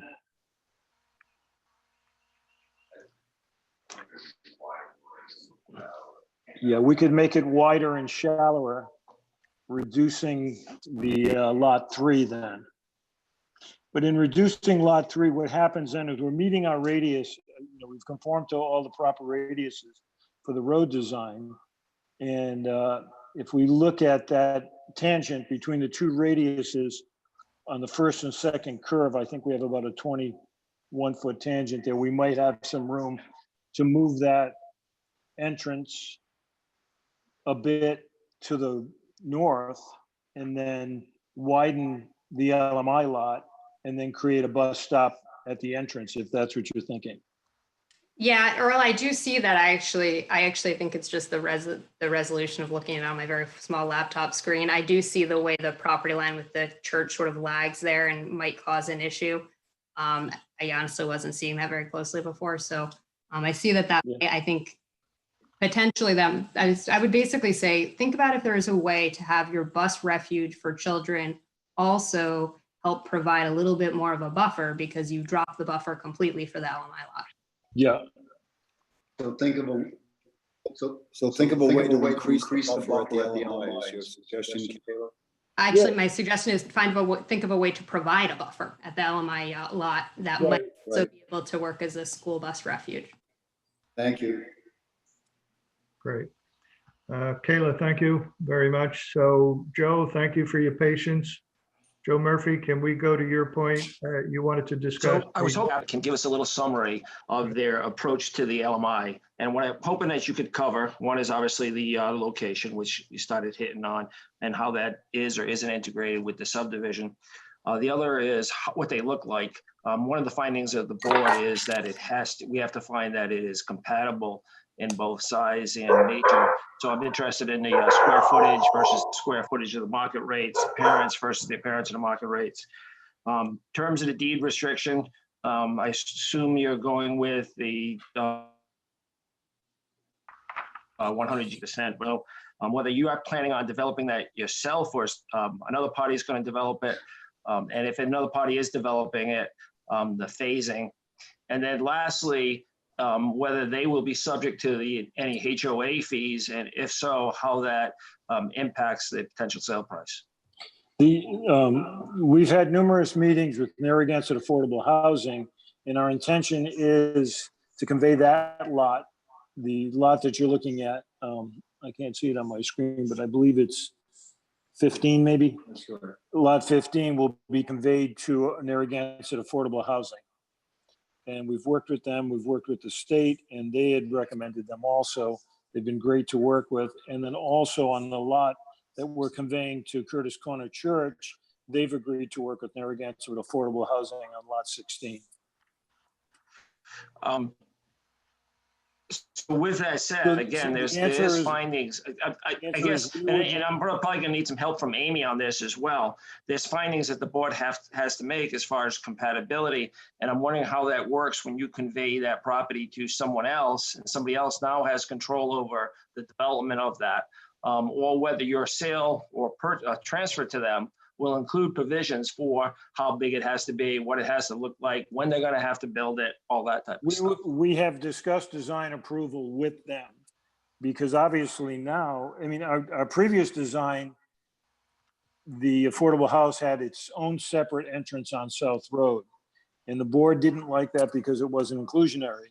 So in including it now with the new location, we would have a restriction of design approval, obviously, because it affects our, the value of our properties within the development. So I don't know, Amy, if you could help us out a little here, because it seems when we have the developer also developing that lot, we have a lot of control as far as the phasing, making sure that's done at the same time. We have some approval over the plans similar to the other houses. In this case, how does the town ensure that a compatible structure gets built at the same time or around the same time as this rest of this development when those LMI units are going to two different organizations? Well, this is Amy Goins, legal counsel. How it ensures is through a condition of approval, and that's included in the draft motion, consistent. I'm sorry, do we have an exemption for the affordable units being exempt from phasing and pacing? Yeah, I'm sorry. It's draft findings of fact under inclusionary zoning and affordable units number 4. The affordable unit shall be built and available for occupancy simultaneously with the construction and availability for occupancy of the market rate units in each of any separate phases of development. So that's the condition of approval. I think question on enforcement regarding when the transfer happens to Narragansett Housing. I would assume Narragansett Housing would work with us. I guess my concern is, and it's somewhat, I guess, for Mr. Greco, is if he transfers that property and then he no longer owns it, and then they, for some reason, I'm not going to build on it, is he stopped from building on his property? This development is subject to the inclusionary zoning requirement. So not building an inclusionary unit not building the inclusionary units that are required would be off the table. And if the lot is transferred, it's up to the new owner of the lot to fulfill that requirement. In other words, I would say, Joseph, that it's transferred with conditions that are preset by the board and the developer. Yeah, we would have to have language in the transfer of property that this would take place in a timely manner, because it would restrict us if it didn't. So you recognize it could potentially restrict. Oh, we totally recognize that. And that we've had that discussion with affordable housing and with the church. And that's why we recommended that the church work with affordable housing. They already know with that. And we're also builders and we care about what we represent. Okay, and then the HOA fees, have you thought about, is the property going to be subject to HOA fees? And it is. And okay. We would, we don't want to make that voluntary. If they want to enjoy the benefits of the open space, I think it's par for the course, in terms of maintenance, et cetera. Both the open space and the road. I I certainly agree with that. I just, just concerned about how it ultimately affects the sale price. But I guess at that point, you've transferred it away, so. Joe, this is Kayla. If I may, I can speak to that. So HOA fees are considered part of the price of the home, and they're factored in when the affordability comes. So if the HOA fees are, say, $200 a month, that comes out of the affordability price available for the. So ultimately, it's going to affect the sale price and require it to be lower because they have to also account in the HOA fees. That's my understanding of it, yes. Yes. Exactly. Because we do want it to be inclusive, but we also want them to pay their share. Okay, any other comments on this topic area while we're here? Yes, what's the width on the frontage on the lot 16 lot? Lot 16. On Curtis Corner. That's the one you proposed to put. Oh, that's 80 feet. That's 80 80 feet. feet, okay. Pam, you had your hand up? That's a 20,000 square foot lot, Steve. Okay. Yeah, so I just wanted to go back to Joe's question about the compatible, that it should be compatible use, but also should be similar. So the lot sizes, the housing sizes, can you just review that, confirm how those will be consistent with the other market rate houses? Is that a question for us? Yes. I think that's hard for me to say. I mean, we're seeing now that the demand is for smaller houses to begin with. And, so I can't say that when someone buys a lot and they're, as long as they meet the setbacks, they can build what they want as long as we approve the design of it. But as far as will it look like it? Yeah, I'm hoping that it would be compatible in design. As far as size, I can't say. I mean, I've been looking at a lot of people now wanting smaller houses. So it's a possibility that would happen. That lot is smaller, so they would be restricted in their size because of setbacks. But I'm sure it would be compatible with some of the houses in there. Are they all the same? No. I think when someone's buying a lot, they should be able to, not be restricted on what they're building within reason. Well, I understand that, and to some extent I agree with that, but there is a requirement that the board find that they're compatible in size and the nature. So there is a requirement that this be of similar size, or at least that we understand the size. It may not have to be exactly, it doesn't have to be exactly similar, but it does have to be compatible. And I'm trying to understand the mechanism to make that happen. Yeah, I think maybe in some cases it will be compatible with size, but I think in all cases it will be compatible with design, because that's very important to us. And you can have people building beautiful homes that are 1,500 square feet. And in the case of the affordables, maybe they're 1,400 square feet. And then an alternate scenario in the larger lots, 2,600 square feet is normal, So compatible in terms of aesthetic, I would argue, but not necessarily compatible in terms of size and footprint. And that's why we maintain design approval. Elise? I'm kind of struggling with this too. That it leapt out to me that the lots for the LMI housing were much smaller, a half to a third the size of the rest of the lots, that they were not integrated into the development at all, and that the buffer wasn't there. And I didn't realize that these lots were actually being conveyed to other parties. It almost seems like this is becoming almost like an off-site, inclusion of the LMI, and that doesn't seem to me to fit with the spirit of what this is supposed to be. And now we have the additional challenges of, phasing and making sure that they're developed the way they should be. I don't know. This is, I don't know how that meets with what we need to see to approve it. Yeah, I'll just add a little on that. I mean, the community has a need for a diverse range of affordable housing. We have need for 3 and 4 bedroom owner occupied houses. We got need for 1 bedroom apartments and pretty much everything in between. And I want to make sure, one, with how we've treated other applicants.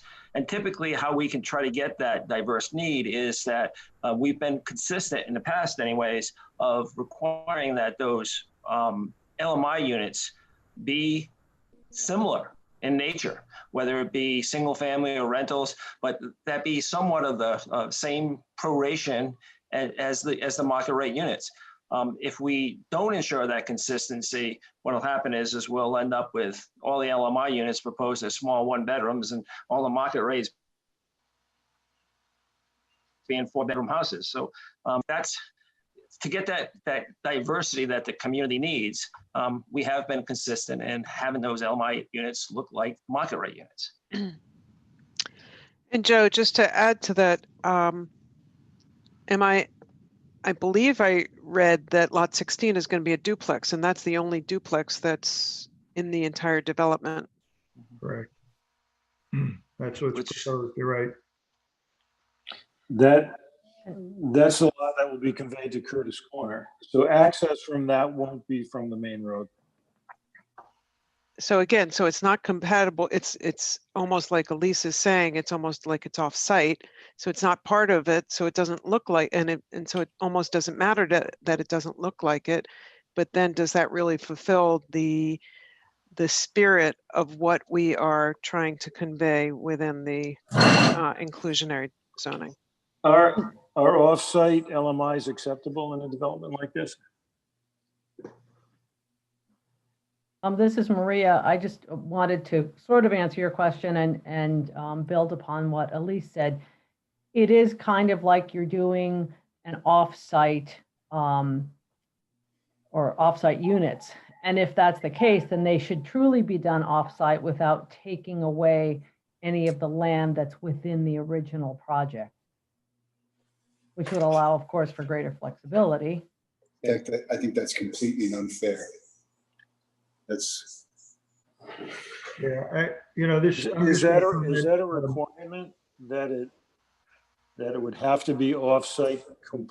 And that's. Mr. Greco, let me answer your question.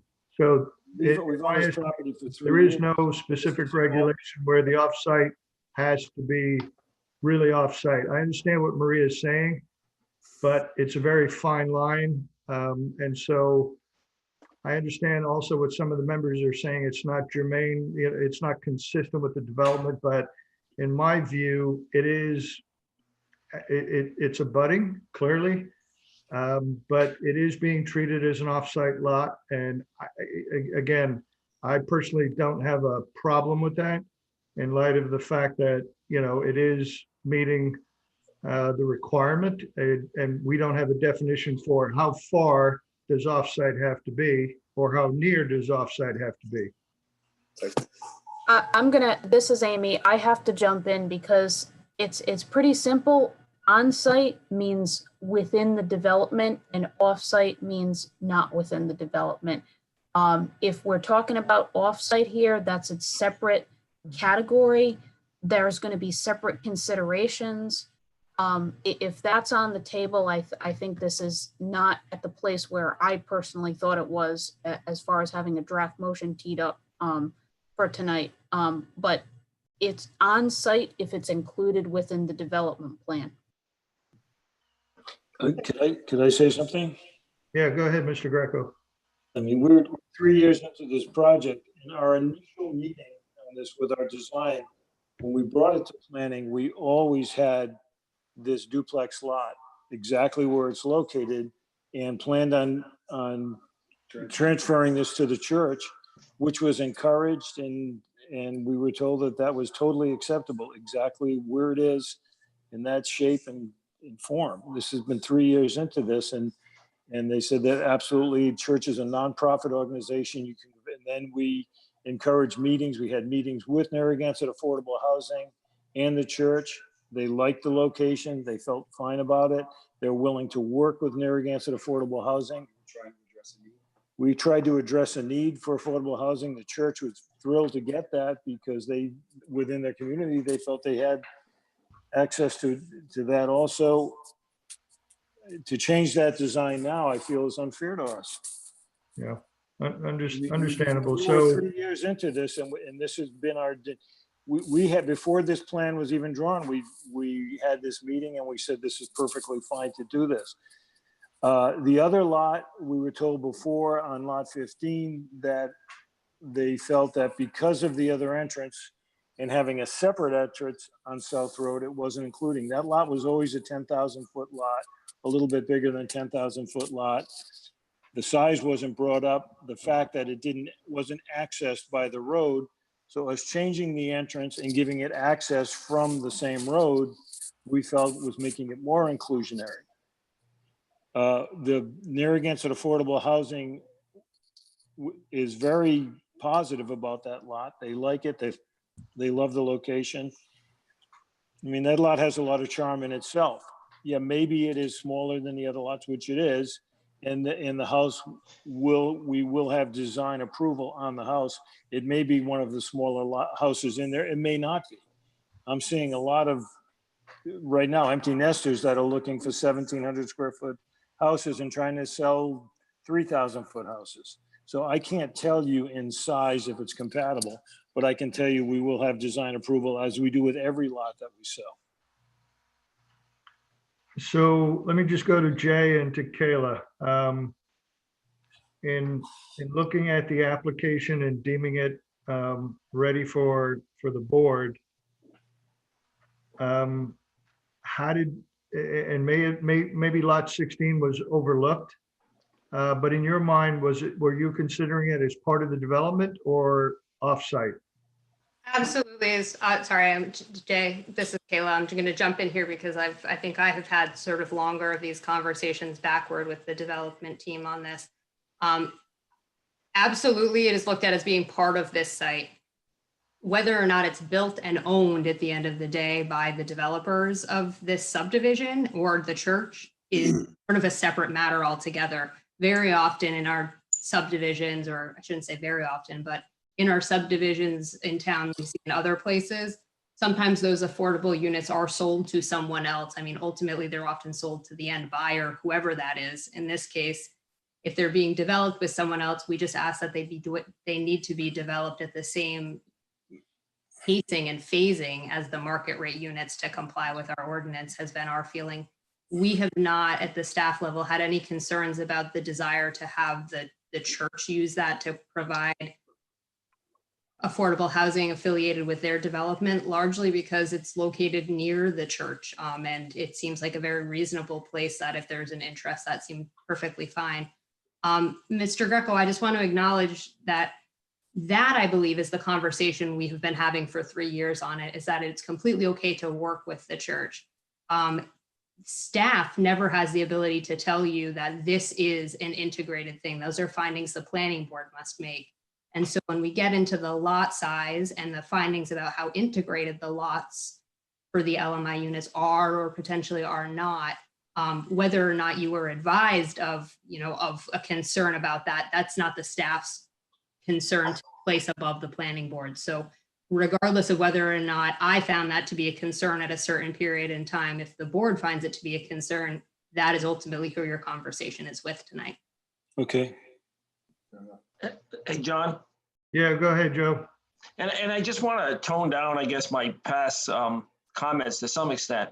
I first of all, I'm very appreciative for the additional LMI units that will be brought to the town. So I appreciate the applicant for that. And maybe there's a distinction because it's going to the church and it's going to Narragansett where they are going to meet the needs of the community. And maybe that's enough distinction. I just want to make sure that we don't have, I would not want to see a bunch of subdivisions like this presented to the town where the developer is having 2 or 3 affordable housing units over to the side that truthfully are not compatible. So that's what I'm trying to settle in my mind. Now, with that said, I am very appreciative of the applicant bringing these LMI units to the community. And I do, and my own personal feeling is that do previously, and maybe we just didn't pick up on it, but I don't recall it being a big issue in the last several meetings. Okay. Mr. Greco? I'd also like to say that when you talk about compatibility and lot size, I mean, you have to take into account also the topography of this land. And if you look to the west over there, a lot of those lots that are bigger lots topographically drop quite a bit. So the flat area and area that's buildable is limited in spots. That is a very flat buildable lot. So when you look at size of a lot, you also have to look at, you know, how buildable is it? Where is a nice flat area for a house site? Both of those lots are very flat and easy to build on. And in fact, the duplex lot had the best of all the septic soil evaluations, had the best soil evaluation of any of them on the lot. I mean, the soils are great, the lot is flat, it's very buildable. And in that respect, when we showed these lots to Narragansett Affordable Housing, they were very happy with it. So it's not that, you know, when you say about the value of a lot and how does it compare, there are a lot of factors to take in place. Topography. You look at lot 3 and you'll see there's a huge, lot 2, you'll see there's a huge depression in the front and where to build on it. So we've taken a lot of those things into consideration with designing this. Lots 7, 8, and 9. 7, 8, and 9 drop off quite a bit. Literally half the lot is a vertical. Half the lot is a 45-degree angle. So you have to take into account a lot of other things rather than looking at a geometric square, you know, on a piece of paper. Question, so if it's a matter of topography, then would one of the other lots be able to be an affordable lot and lot 15 be a market rate lot? Possibly, but we would have to probably redesign something like that. We thought of It's possible. I mean, it's possible. Would we want to change that now? No.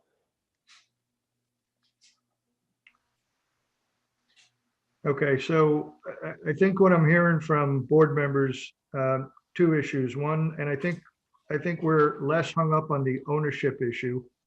Although what I am hearing is that, you know, the controls in the development rest with you, Mr. Greco, and you, Mr. O'Brien. I understand your agreements with the church and Narragansett Housing, and I get that, and I think we all do. We get that part. But secondly, the compatibility issue, and I hear what you're saying about, you know, definition of compatibility. I also hear what you're saying about the lot size, the setbacks, and you weren't hiding anything. It was always out there. So I'm not too concerned on that one as well. So what I'd like to suggest, absent of any additional comment from board members, if there are any other comments outside of particularly these 2 topic areas, we've talked a lot about the road. We've talked a lot about the LMI lots. Are there any other topics before I want to go into the public and see if there are any comments from the public or any members of the public desiring to make comment? I'd like to, oh, I'm sorry. I'd like to add something. When this project was originally started with a minor subdivision, it was a 5-lot minor 4 or 5-lot minor subdivision. It included the 3 frontage lots along Curtis Corner, and then the large parcel, and then the parcel that was going to be dedicated to the church. At that time, we asked for a sewer feasibility study. The study was performed, and it went back and forth a whole bunch of times. And the concession on the town's part was that the dollars that it was going to take, this was going to be, it was going to require pumps, maybe even more than one. But it was going to be a difficult situation for sewer, for connecting to sewer. The nearest sewer on this property isn't very far away. It's over at the the berries we call it, but I think it's over at Mulberry maybe. But, you know, but so John Schock, and John Schock, he's the one that makes the final call on feasibility and what happens. But in his decision, I want to read something from that decision. It says, the findings and the determination is based on a proposed development with 17 lots. So he actually approved the use of septic systems on this. It was the 5 lots at the time, but we were also shown what the potential build out was going to be for this property. And it was a total 17 lot build out. And his decision was based strictly on a 17 lot build out. And I believe, and I can't find it, and I'm reading right directly from the approval. I can't find it in here, but I thought it was based on specifically 30,000 square foot lots, because what John's concern was at the time was that we were allowing sewers. We didn't want to allow sewers on small lots. You know, I mean, we would prefer it, but it wasn't what you were trying to do. You were going with 30,000 square foot lots at the time. And what I'm noticing on this is that, first of all, the plan is 19, I believe it's 19 total lots if you include the 3 frontage lots on Curtis Corner. I believe it's 19, am I correct? Yeah, that would be 19 if you include the minor subdivision with the major Right. subdivision. And that's what the service, the sewer serviceability was based on, was total build out, including the 3 lots. So at what point did it go from 17 lots to 19? And I really think it requires another review by John. That is out of left field. I just want to say that we spent 8 months, we hired 2 different engineers, and we spent $10,000 on feasibility studies. We had a pumping station in that was 26 feet deep. I mean, Okay, well, that's what we're fine, that's trying fine, to but the do decision was to allow the septic system. I don't have a problem with the that. writing, I'm not- Void of the affordables. It was void of it was 14 lots on the major plus associated affordable LMIs. That's what reading of does anyone have that with them? Well, I mean, I've got the decision from the serviceability right in front of me. And how does, and how does it? Specifically 17 lots. It says that the findings are based on a 17 lot subdivision. Should an increase in intensification be proposed by the applicant, heirs or successors, Not the including. determination becomes null and void. That's It what is John, al- John, it that's what has John always been wrote. 14 lots on the major plus, 3 lots in the. but and inclusionary LMIs. Well, no, the Richard, can I serviceability is inter- going to be based on, a certain number of lots, because sewer flows are based on the number of homes, expected, number of bedrooms and those types of things. It's not based on, well, this plus another couple lots. I mean, I'm just telling you what now, it could be a typo or something. I just think we got to talk to Richard? John. I think I got to bring it up with John, that's all. Right, I know there was some discussion about a phase 1 and a phase 2. What's that, Michael? This is Steve. When they got permission to Does the town subdivide and have do the the actual lots, agreement? when they got permission and do the subdivision of the lots along Curtis Corner Road, that was taken into consideration with the future development of the larger parcel. So maybe that's where the confusion is, Rich. No, it's the serviceability, the sewer serviceability was based on, it was done at the time of the minor subdivision.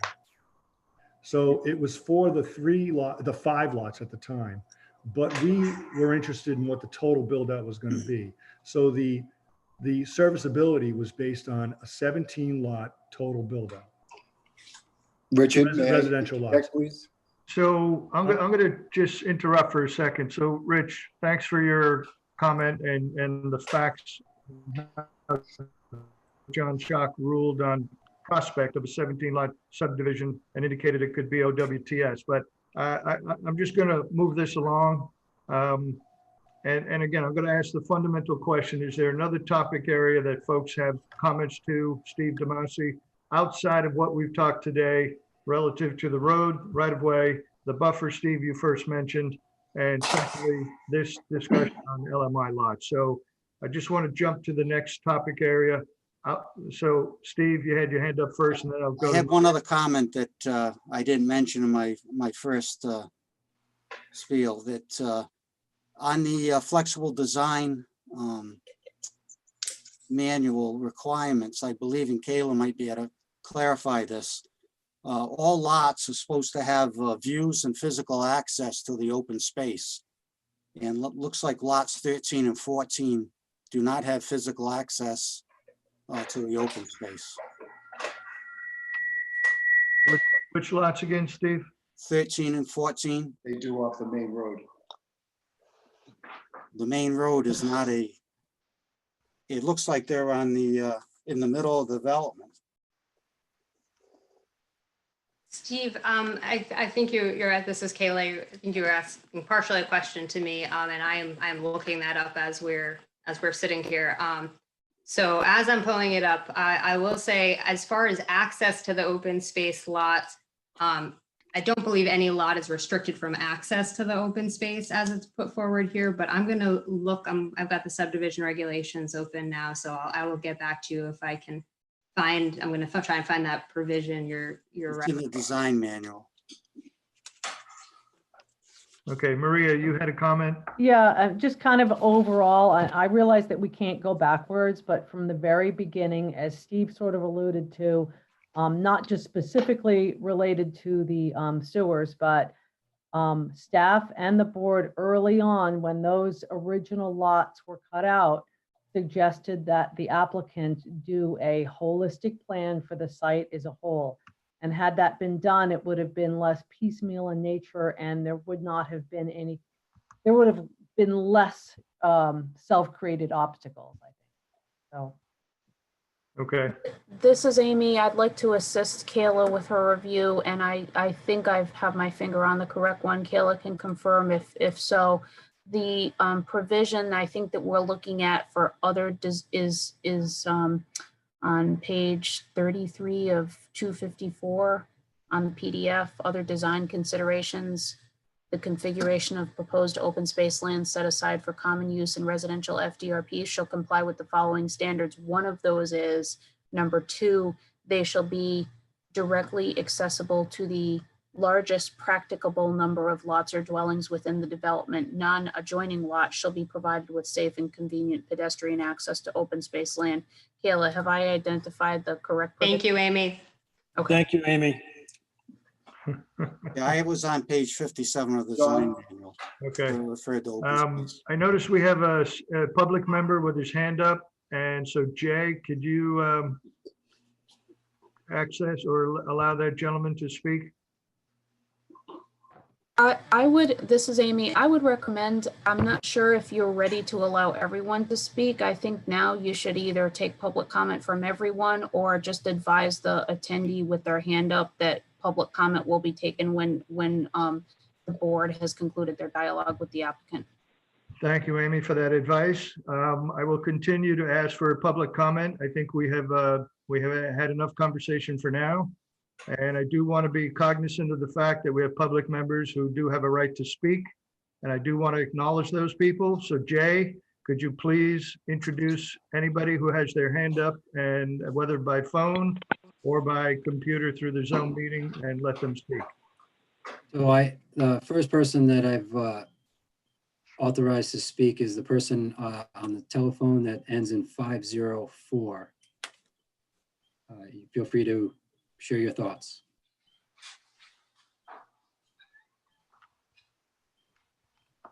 Hello? Yes, you're on. Hello? Yes, could you state Can your you hear name, me? please?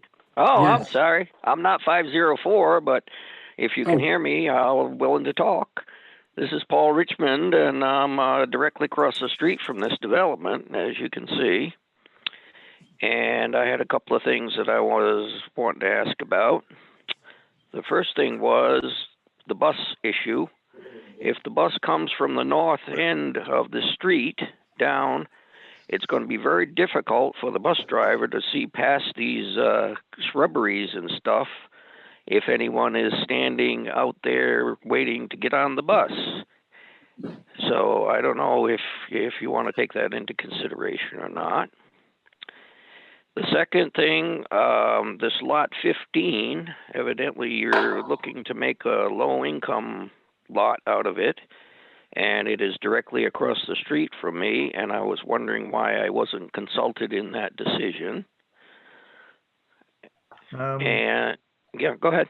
No, go ahead. You have another comment. Go ahead. I didn't mean to cut you off. No, I was questioning these easement things that go up to like lot 12 and stuff. It seems like the road is going right through these other people's lots. And if I was lot 1 or 2, 14, I wouldn't want people driving through my yard. So let me just, and Go ahead. thank you, Mr. Richmond.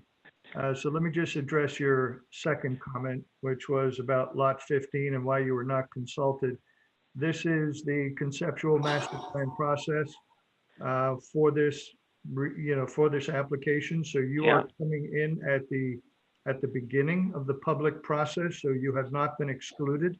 And your comment is very important and very important to us and very important to the town. So you haven't missed out on having your voice heard. That's number one. Thank you for the comment about the bus driver's view. Again, another reason to take that bench that you heard mentioned about 60 feet back and move it a little closer to South Road so that it's not exactly on the road, but by the same token, it's near the road. And so the bus driver would have a better view of any pedestrian students that he or she would be picking up. And I'm going to defer to the applicant to address your third comment.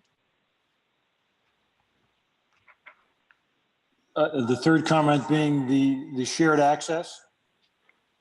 Yeah, the easement going up to lot 12 goes right through 14, 1 and 2, it seems like. Yeah, that's a 24-foot shared easement. It's almost like a common drive that would be to access lots 12 and 1. Okay, is it going to have any shrubberies or anything on the sides to block the people from seeing the cars drive up and down? Actually, one of the reasons for the location of that is there's an existing stone wall that runs the full length of that along lot 2. So what we've tried to do with a lot of this design is to keep all of the interior stone walls as much intact as we can and to use it with the design. So that if you can picture that as you drive in and you take that second curve going up there, there'll be a stone wall along the east side of that wall. And what we could do is possibly put a stone wall on the west side of that also. I think that would look really nice. That sounds like a deal. Now, also, how come the buffer disappears on lot 15, which is right across the street from me? Right, I think that the vegetation buffer.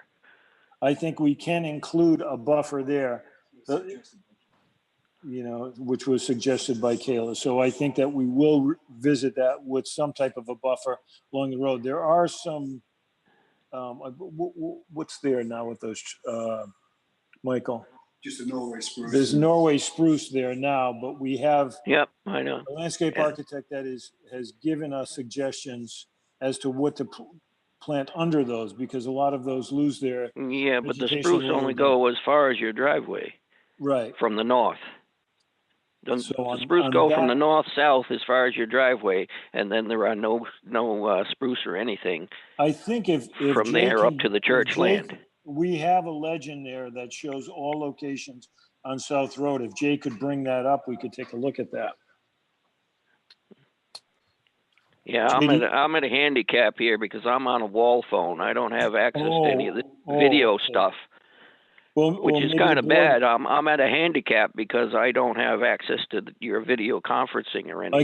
I get you. I'm sorry. Excuse me. Only access I have is this wall phone. Excuse me, to the speaker, this is Amy Goins, legal counsel. I just want you to be aware you're able to make appointments with planning staff to view materials in person at Town Hall. If you need to, you can also review the application materials on the Oh, town. I didn't see any of that in any of this letter material they sent to me. You But would anyway. have to access the agenda for the meeting through the town's website.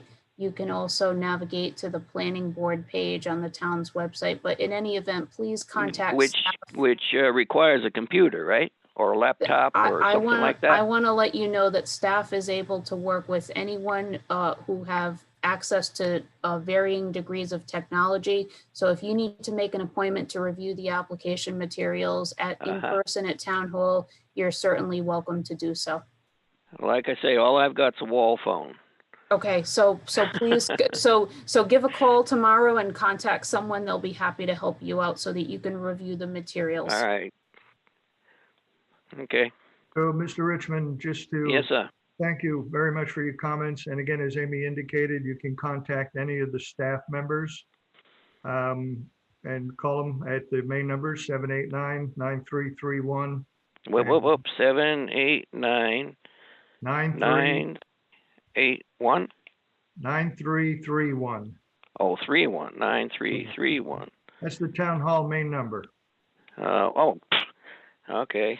And then I ask for planning board, I guess, right? The planning board, there's not planning board, planning staff, which is planning staff. Taylor Gray or Jason Parker. Gray or Parker. Mr. Chairman, I got pencil and paper too. I'll go with my wall phone. Mr. Richmond, this is Jay Parker. I will be in the office tomorrow, so you can, when you call 789-9331, my extension is 1245. 1245 extension. All right, I got that written right down here on this little map that's kind of hard to read. Okay, so thank you, Mr. Richmond. Appreciate that. Jay, we have three other hands. Oh, I thought he was going to address this here issue of the foliage and stuff on that lot 15. I thought he was did going to indicate that he would. the buffer. Mr. Richmond? Yeah. He did indicate, the applicant indicated that he's going to revisit the buffer in that area. Oh, okay. I didn't hear him. I heard he was going to go look at some map or something or other. No, he's going to revisit. That was also a comment made earlier by a planning board member. All right. So yours. Will I be able to meet with him while he looks at this area? I think you need to meet with the staff first, and then they'll advise beyond that. All right. I didn't know if he wanted me to meet him across the street or something like that. Okay. Well, I'll defer to Mr. Greco if he'd like to do that. But offline, that'd be fine. All right. Great. If he needs my phone number, 783 One second. 3572. Let me get that again. Is your first name All right. Paul? I'm trying to remember. Paul Richmond. Paul, I've got. we met on the site. Oh, is this Mike? Yes, it's me. I'm here too, Paul. Huh? I am here too. What is your phone number? Oh, 783-3572. Yes, I think I met you way back when you first bought the property. Right, we met you on the property. Well, kind of, yeah. Yeah. You were chopping down trees, and I was watching, see what you were doing. Yeah. Yeah. All right. All right. Thank you very much, Mr. Richmond. Thank you, Mr. Richmond. All right. So we have, Jay, we have three other hands up. Correct. I'm going to go to the person that called in on the telephone with the last number is 572. Let's see. Hello? Yeah. Oh, that's, sorry, Mr. Richmond. I think 504 was next. Yeah. I've got to lower his hand. That's what I have to do. Let's go to Charles.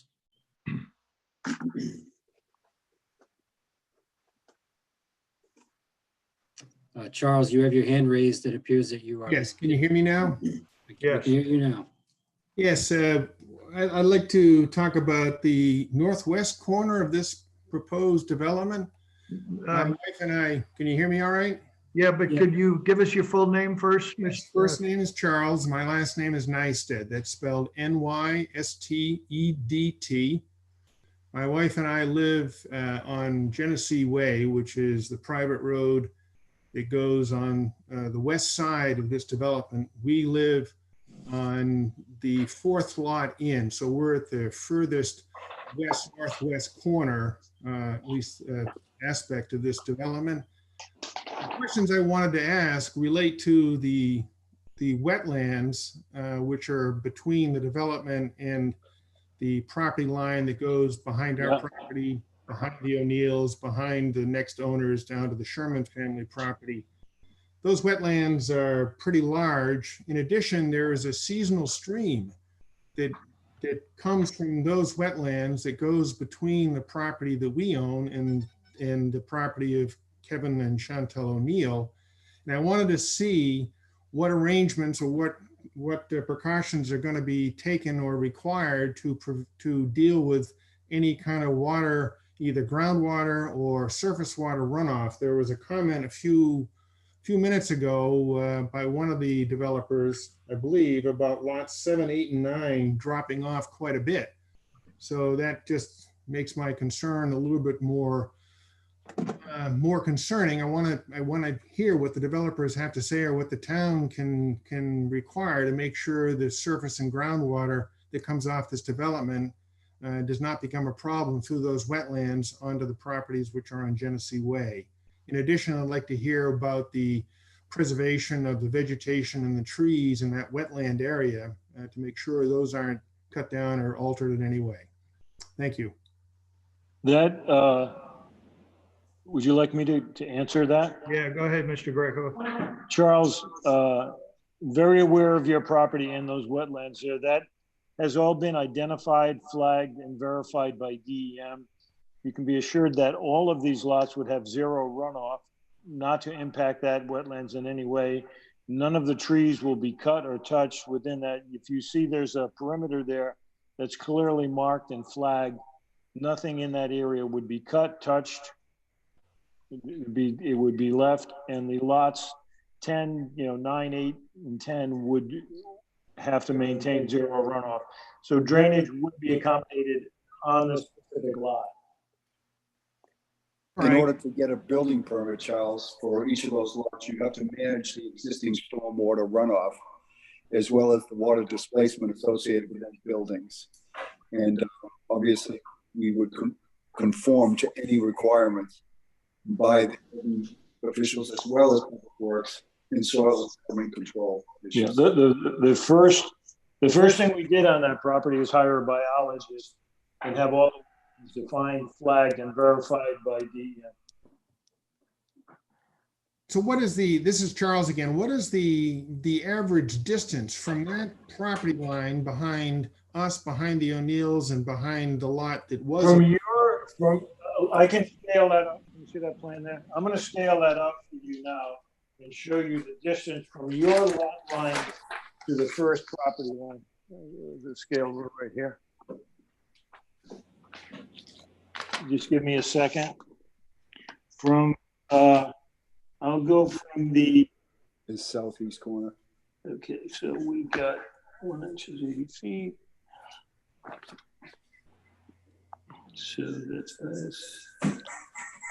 Yeah, so from the corner of lot 10, which would be the closest to your lot, to the corner of our lot, which abuts your backyard, it would be, let's see, that would be about 520 feet distance. And that's just to your back property line. So from house to house, you're probably looking at a minimum of 600 feet away. It's quite a distance. And the distance from that corner, that northwest corner of lot 10 to the edge of the wetlands, what's the approximate distance from that northwest corner of lot 10 to the edge of the protected wetlands? The wetland is roughly 200 anyway. Right now on that lot, I'm showing from the the closest point would be flagging number 2, and that would be 240 feet away And the from the open, flagging. yeah. In It's the open, sizable distance. yeah, in the open space designation, will that be clear cut, or will there be any efforts to maintain any existing vegetation in the open space? Charles, are you gonna have to hold for, could you get that charger there? I'm losing my battery life here. Okay, I'll hold. Thank you. Yeah, see if I can reach that. You can plug it in right down there. Uh-oh, why are these cords so short? We'll never know. Could I just make a quick suggestion? It's great that we're having this back and forth discussion, but could everyone please identify themselves? Because if you're either on the wall phone like Mr. Richmond or don't have the benefit of the video, it's hard to tell who's talking unless you happen to see their faces or, you know. Okay. All right, thank you. This is Charles. That in?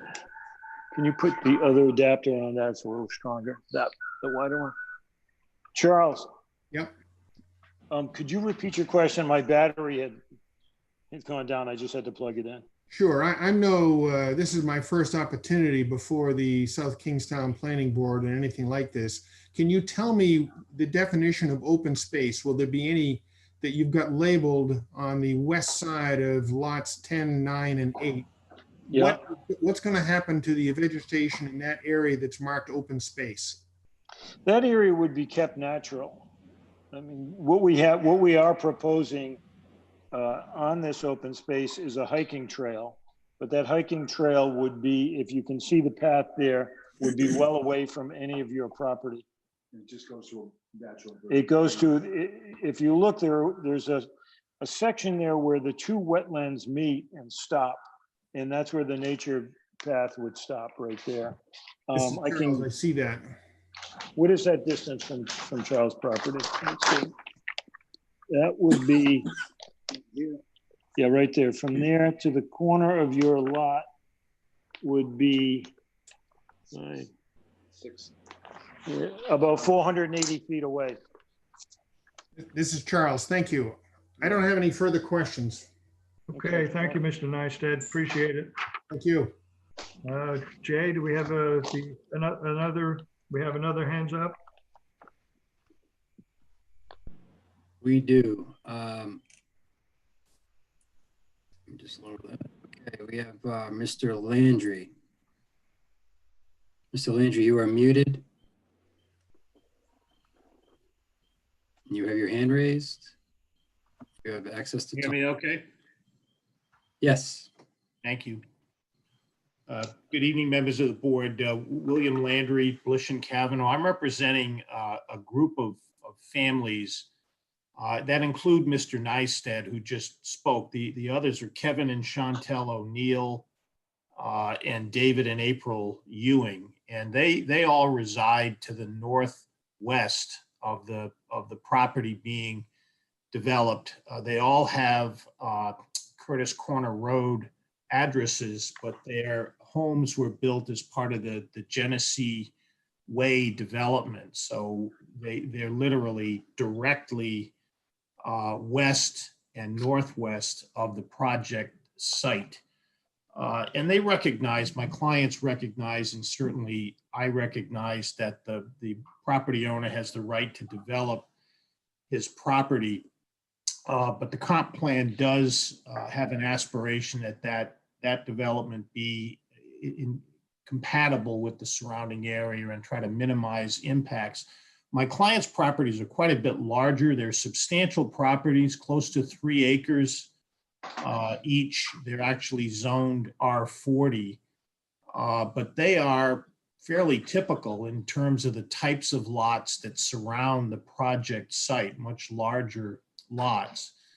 Now, these houses off to the west and northwest are separated to varying degrees from the development by this intervening wetland area. And there are some significant distances, especially as you move further north and northwest, where our property lines veer further away. But there are other areas where we're fairly close to this development, and the wetland area being very scrubby, it's got wetland vegetation. It's visually open to this area of the proposed development. And what we're mostly interested in here is having a suitable vegetative screen between the properties along Genesee and this proposed development. We're actually impressed with the level of landscape screening that went into the effort to have less than 100-foot buffer along South Road and creating a visual barrier there so that people driving along the road can't see the development. But we're neighbors, and we don't really want to see it either, to the extent that it can be feasibly avoided, and would be asking to get the same type of attention landscape-wise and buffer-wise, high and low, to try to prevent visual impacts along this western boundary. And the ordinance calls for open space management to be articulated to a great degree at the master plan level. It sounds like we're headed to TRC and further consideration of the plan as a whole, and we'd like to see that component covered as well in a robust way. If the board has an aversion to anything less than 100-foot setback along South Road, then perhaps that means that this development could start creeping even closer to our homes, and there's even more of a need there for some type of a vegetative screen and buffer. So that's a very important issue to us for consideration at this stage. The other issue that I'll just raise, it's been suggested that 40% of the open space area shown on this plan is usable open space. That may be true, but we're asking the board and the planning board staff and engineering staff and the applicant to really put some specificity to that. Just to the naked eye here, it looks like there's an awful lot. If you exclude the wetlands,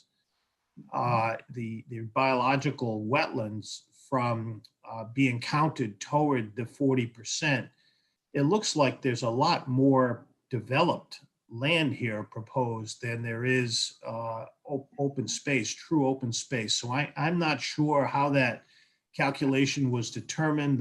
The staff materials are a little bit vague, and even perhaps somewhat, if not skeptical, at least uncertain as to how clear it is that we've got a 40% open space. And bear in mind, we're not looking for open space as much as open space is properly landscaped to provide screening from adjoining properties, which is one of the ways that the flexible design ordinance contemplates that open space can be managed as defined at the master plan stage. So those are the two things that are of greatest interest to my client that we'd like to see greater attention to as this process moves forward. Thank you, Mr. Landry. Mr. Greco, if you so choose, if you want to address the second comment Mr. Landry had about the calculations used to determine the open space over the overall development. Yeah. The as far as respect to Genesee Way, we did take Genesee Way, as we did with Henry Case Way, into consideration.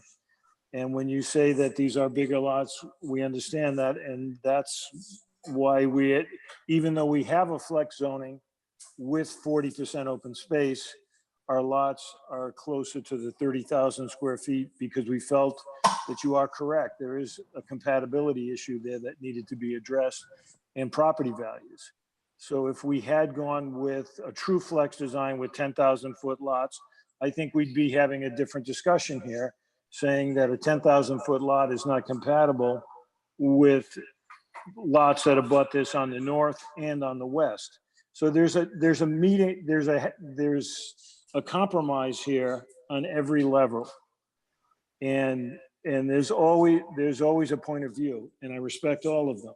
As far as vegetation that provides a buffer between your client's lots and these lots could you give me the names of the properties that you're representing? Because I'll give you actual numbers. Yeah, well, the size of the lots, we've got, No, I've got no. Kevin, and I can tell you how large our lots are. They're all almost 3 acres. No, I understand that, but if you tell me, okay, so you're looking at Kevin, is your lot Kevin O'Neill's lot? Kevin, one of them is Kevin O'Neill at 761C. One Okay, is so the- from your lot to the closest lot in our development,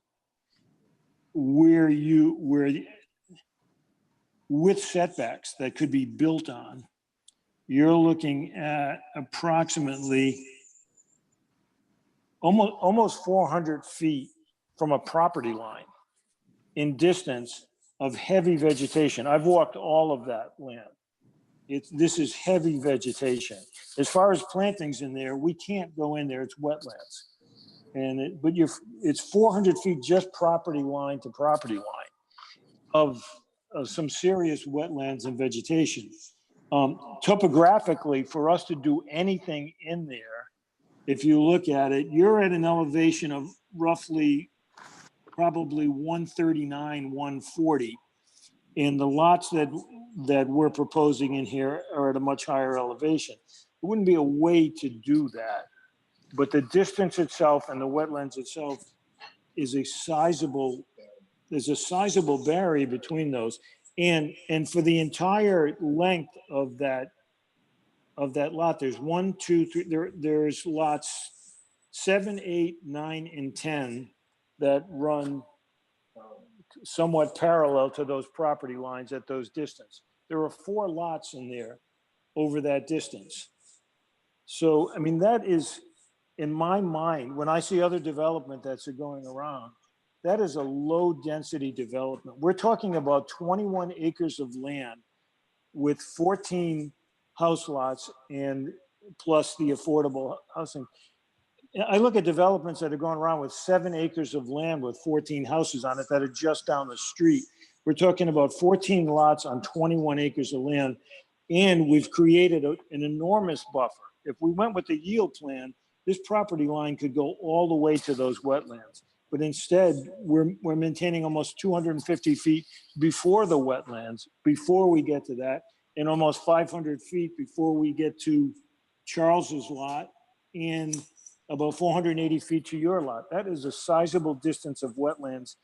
When you're looking at, from your particular lot, you may see 2 houses 500 feet away if you were standing on your back property line. I wouldn't know how to develop this in a more considerate way, considering that we're trying to take into account everybody's perspective. When I look at Henry Case Way and Genesee Way, they're going to want bigger lots and more of a buffer. So we look at it as a flex design. When I look at someone saying, well, is your affordable house lot big enough? Why don't you make these 10,000 foot lots? I know that my neighbors are going to say a 10,000 foot lot isn't compatible with us. There has to be a compromise in it. I feel like we're responsible developers and we're trying to do a good job here. I'm not trying to get away with anything. I'm just trying to do a good job. You have a 480 feet away of full-blown wetlands between you and the property line from the closest property line to you that we're developing. The flex design does nothing but help you with that distance as far as I can see. Okay, Mr. Chair, I'll address these comments to the board, and they are that we certainly appreciate the value of a flex design, but frankly, we'd rather see a little bit smaller lots and more buffering.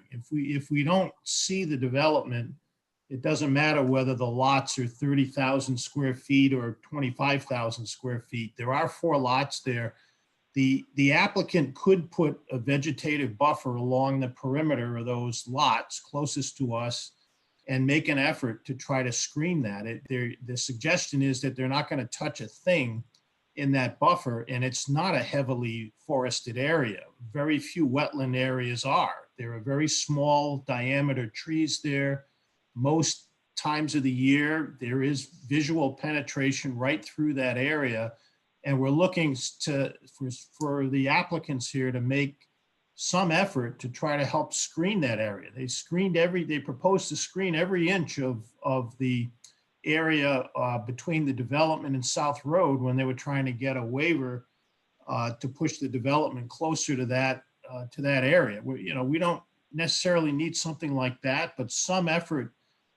We don't have a forested area there. I respectfully disagree. The photographs that were submitted with the application don't show many trees of significant diameter at all. And like any other wetland, there's a lot of very scrubby vegetation. It's very easy to see through. The elevations rise again on the other side of the wetlands where the houses are constructed. And they're not looking up a great hill there. They're fairly comparable elevations for someone who are up and around the houses on that side. And we're looking for some screening and buffering. That's our request. Okay, thank you, Mr. Landry, for your comments on behalf of your clients. I guess, so I just have one question to staff, and specific to Mr. Landry's comment about the more, smaller lots and more of a, I'll say, larger buffer area, even, particularly along the open space, west side of the property, the open space that is going into the wetlands and ultimately abuts the Genesee Way owners. Am I missing something in the regulations or could you opine on the regulations relative to that point that Mr. Landry raised?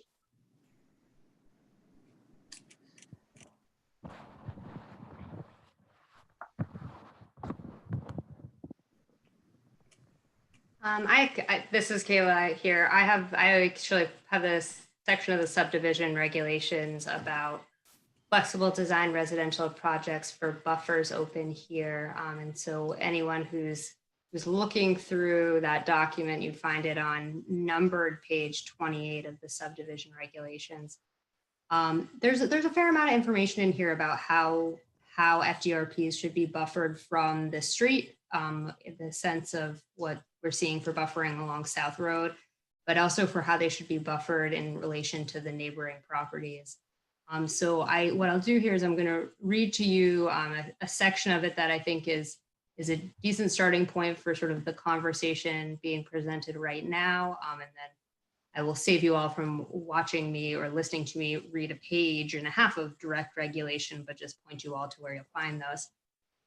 So largely what you'll find is, subsection 13 of the FDRP regulations, which is buffer areas. And buffer area, underneath here, I have sections A and B, right? And basically, it tells me that, I'm paraphrasing a little bit here for the sake of conversation ease, but that the lots within your FDRP must meet the minimum setbacks of the underlying zoning district for which it's located.